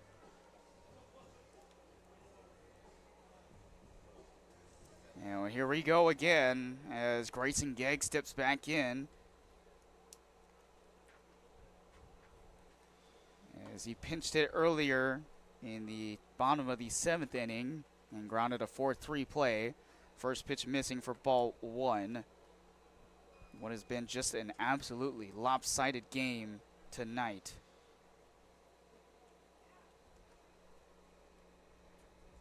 Pitch misses low. And the Power have added another half inning with 6 runs scored. They have scored a massive number of 14 unanswered runs tonight. Or 17, excuse me. The next pitch is fouled off to that left field side and out of play. Really, the one chance that the Nighthawks have had to respond was in the 6th inning when they had a leadoff double. Then we had the fly out by Matt Blind, and then the play that retired Castanone and Seth Correa. It's a 3-1 count now on a pitch that was outside on the outside corner. It's a 3-1 count here for Grayson Gegg in a 20-6 ball game. The Power on top by 17 runs, and they're going to add number 18 as it goes into center field towards Blind. And coming around to third is Casey Kleiman as he gets there safely, and another single for the Power. Grayson Gegg is on board. Now we go back to where we started this inning with, no, it's not going to be Colin Goes. It's a pitcher. Tyrone Woods is coming to the plate. How about that? Yeah, Tyrone Woods is supposed to be one of the reserve pitchers tonight, and he's up to bat here. We saw a pitcher last night come in to the game to pinch hit. Tyrone Woods was actually that pinch hitter. He actually scored a run on a walk in the 6th inning.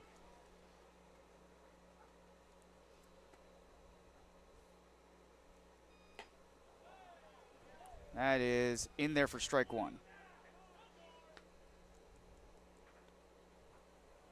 18 hits tonight is a ridiculous number to talk about with 20 runs as Tyrone Woods goes after another pitch. 0-2 count. 1 away, 20-6 is the ball game. Power continuing to pour on against the Coleton Nighthawks. Here's the next delivery, 0-2. That one is in there for strike 3 as he watches it go by. Now it looks like Dalton Thomas, or we have another pinch hitter. Yes, it is Dalton Thomas. No, he's in the right spot in that 9 hole there. 3 hits. He started this inning with an RBI single, excuse me, before Cohen Goes knocked in that triple to lead off this inning. And it's strike 1 here to Dalton Thomas. Yeah, Dalton Thomas starting out 0 for 1 in 2 plate appearances and following that up with 3 consecutive hits. Pitch in there for strike 2. This has been a jaw-dropping inning so far, or this entire game, I should say, for the Power thus far as that pitch gets away, but it's a foul ball for Dalton Thomas. Power will get a break tomorrow, like you said, before they take on the SoCal Mavericks, another pair of CPCL games. And don't forget Micromania happening on Saturday. The game start times earlier to make way for the Micromania event that's happening. And that one's in there for strike 3 as Dalton Thomas throws the bat away, but it ends the inning, and the Power add in 6 more runs to make it 20-6, and what should be the final half inning coming up here on the Fox Sports 1270 AM radio on Palm Springs Power YouTube channel. You're still listening to Justin Lee and Charlie Gonzalez.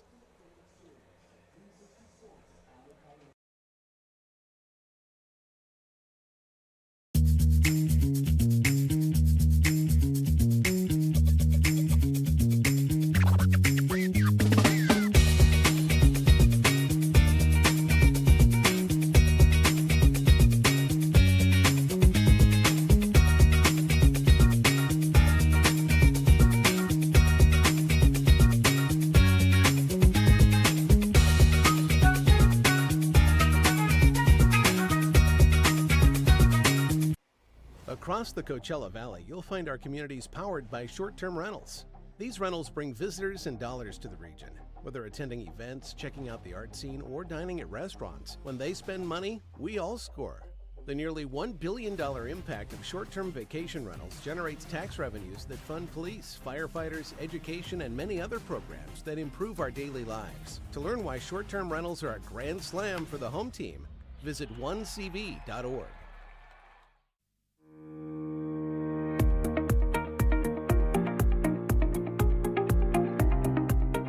Hello, Power Baseball fans. At SBMP Attorneys, we believe in the power of community. And that's why we proudly support the Palm Springs Power, our hometown baseball team.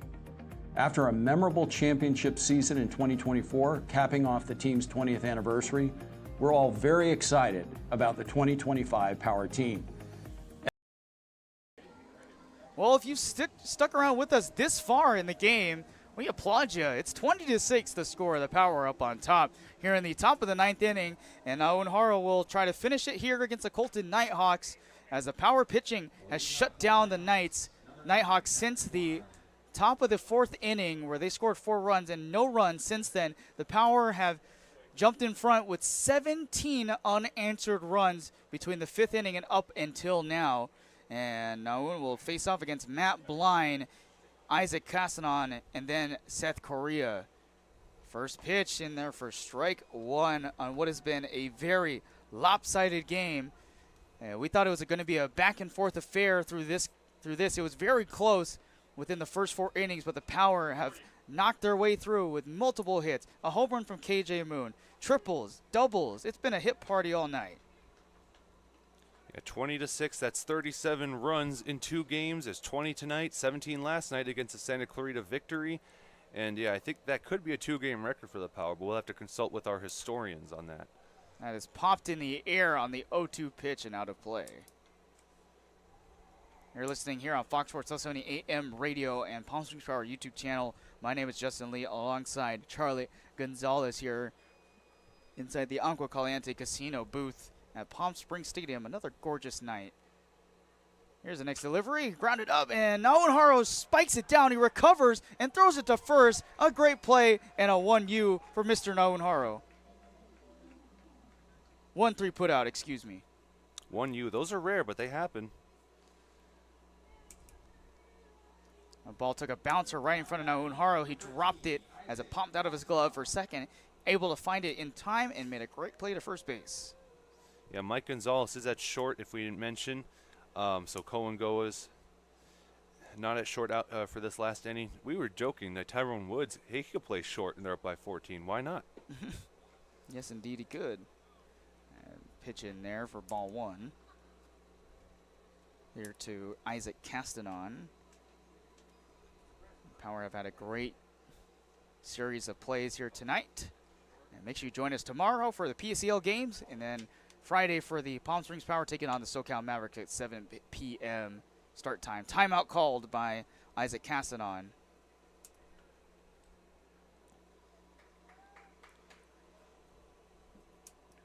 And Owen Harrow trying to finish the game off for the Power, who have had a great night. Andrew Baltazar is in line for the win after taking over Jaden McNeely, and he has shut down this Coleton Nighthawks team ever since that top of the 4th inning where he replaced Jaden McNeely for the 5th. 2-0 count here for Isaac Castanon. But another good candidate for a player of the game, including many of the Power players tonight who have just absolutely demolished through the Coleton Nighthawks pitching staff. 2-0 on the way. It's in there for strike 1. Yeah, as you were mentioning, like we were going through their stat line in the break, all the runs, all the hits, all the RBIs. There were a lot of players on offense that could have been player of the game, but it was really Andrew Baltazar. When he came in, they flipped the switch, and the Nighthawks were just shut down. 3 strikeouts, 2 walks, only 1 hit given up through 3 innings. The way that he was pitching up there on the mound against a team that was looking like they were going to be red hot tonight, shut down by Andrew Baltazar. 3-1 pitch is in there for strike 2. It's a 3-2 count here for Isaac Castanon as Lucas Zach tries to settle the night here tonight for the Palm Springs Power. You're on Fox Sports 1270 AM radio and Palm Springs Power YouTube. Justin Lee and Charlie Gonzalez swing and a miss on the downstairs splitter. Struck him out for the 2nd out, and the Coleton Nighthawks are down to their final out of the evening. And here is the pinch hitter, Seth Correa, as mentioned before in the 6th when he came up, but he grounded out in the double play. He was supposed to be in the 7th hole as the DH. Then he was taken out of the lineup, and instead the DH was Robert De La Torre, but he's still going to get some playing time. Seth Correa here, 1-0 count already to start it off. Now Onhara trying to just pretty much just throw strikes. That's the big deal here. 2 outs. Wow, what a wacky swing by Seth Correa on an outside slider that got him to pull around for a 1-1 count.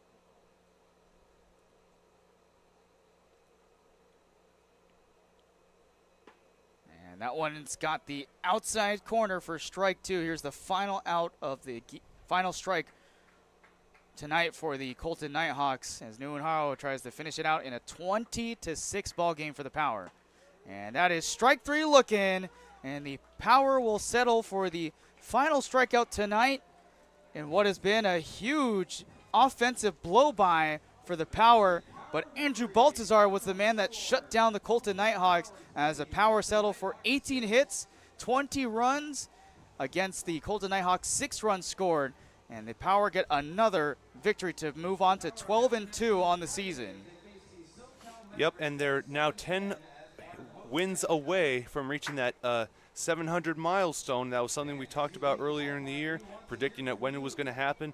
But right now, this game is probably the most resilient we've seen the Power be, and is the most dominant on offense. And indeed, it was resilient. The way that the Power were down by 4 runs, or what I should say was 6-3 going into the bottom of the 5th inning, and then the Power knocked 6, 7, and then 4 runs in the bottom of the 6th, and then a run in the 7th, and 6 runs in the bottom of the 8th. This was a huge win for them offensively, but pitching-wise, this was a big step up for Andrew Baltazar.